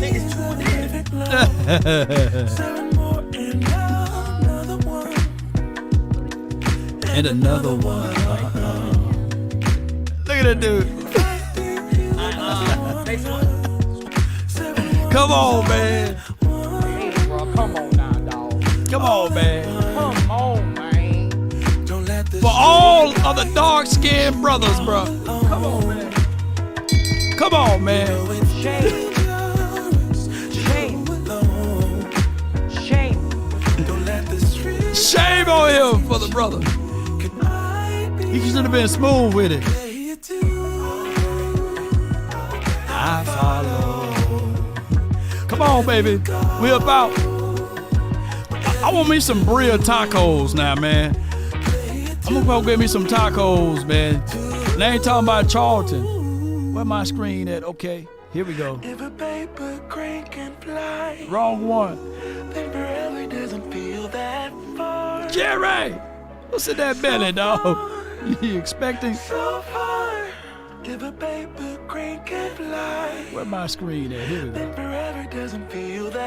There we go. Jerry! If a baby crane can fly, okay. Fly on, fly on, fly on. Oh, snap. Oh, my God. We answered. I talked stuff. I thought we had it. But it goes to show you. Go Birds! Let's go Birds! E-L-G-S, E-L,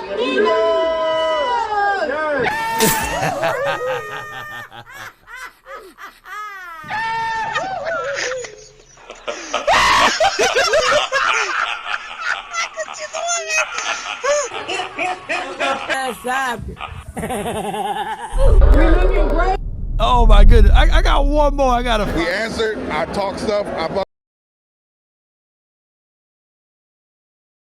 When your team is getting demolished like that, I sit up here, I swallow a lot of what I know. And a lot of what I know is what I'm starting to see right now. That's why this team is awful. You're not good when you get embarrassed like that. And why the hell do we have these benches with heat things for them in a damn stadium? It is the dumbest damn thing I've ever seen in my life. We took them to Dallas, they embarrassed us.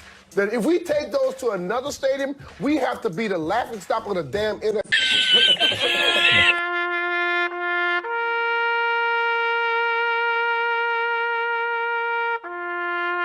The two teams, in my opinion, with the greatest rivalry as far as this city is concerned, took the field. And the team from this city, they didn't even show up. We got out-coached. We got out-physicaled. We got out-manned. We got out-wanted to. We got out-aggressive. You name it. Any adjective that you can come up with, the Dallas Cowboys outdid us in that area. Because if there's two games We that you answered. get up for, I talked stuff. you get I up thought for we the had damn it. Dallas But Cowboys. it goes to show you who's the better team. And I'm sticking Cowboys. You're crying. I'm hurt. I love my Eagles. I don't believe it. You gonna flap the hat one more time for the Eagles for the hard fight they did? Let's go Birds, fly, Eagles fly, still Super Bowl champions. No, they never will be. After all of those moves, I can't wait. I can't wait to let them know that they still looking up to the Civic Blue. And some of y'all can fold up like wallets and lawn chairs and bow down to the Eagles and the Giants and the Washington team for making all of their free agent moves. But Law Nation, boy, we gonna stand 10 toes down. Come on with it. We fighting. Come on. Oh, you're delusional, Law. You're delusional, Law. That's okay. We delusionally is gonna beat down the other teams in the NFC. Ace. Let's get it. In this moment, yes. I cannot say what's wrong or right. Let me see 10 in the chat. Toes down, baby. Come on.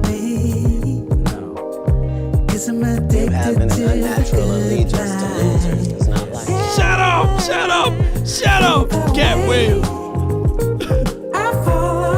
Put 10 toes down, baby. We ain't folding, baby. Yeah, on paper, they're a better team, but they have all the assets and resources that we don't. But let us get on the line, boy, and see if that factors in. I guarantee you it won't. Wow. Come on, baby. What we tell them? So tell your good night. 10 toes down, baby. Cause I'll find a better one. Yeah. Susceptible. And all the ladies that Before the moment flies. and all the ladies that's rocking, you know, they could be 20 toes. Oops. Oh my goodness. Let's get it.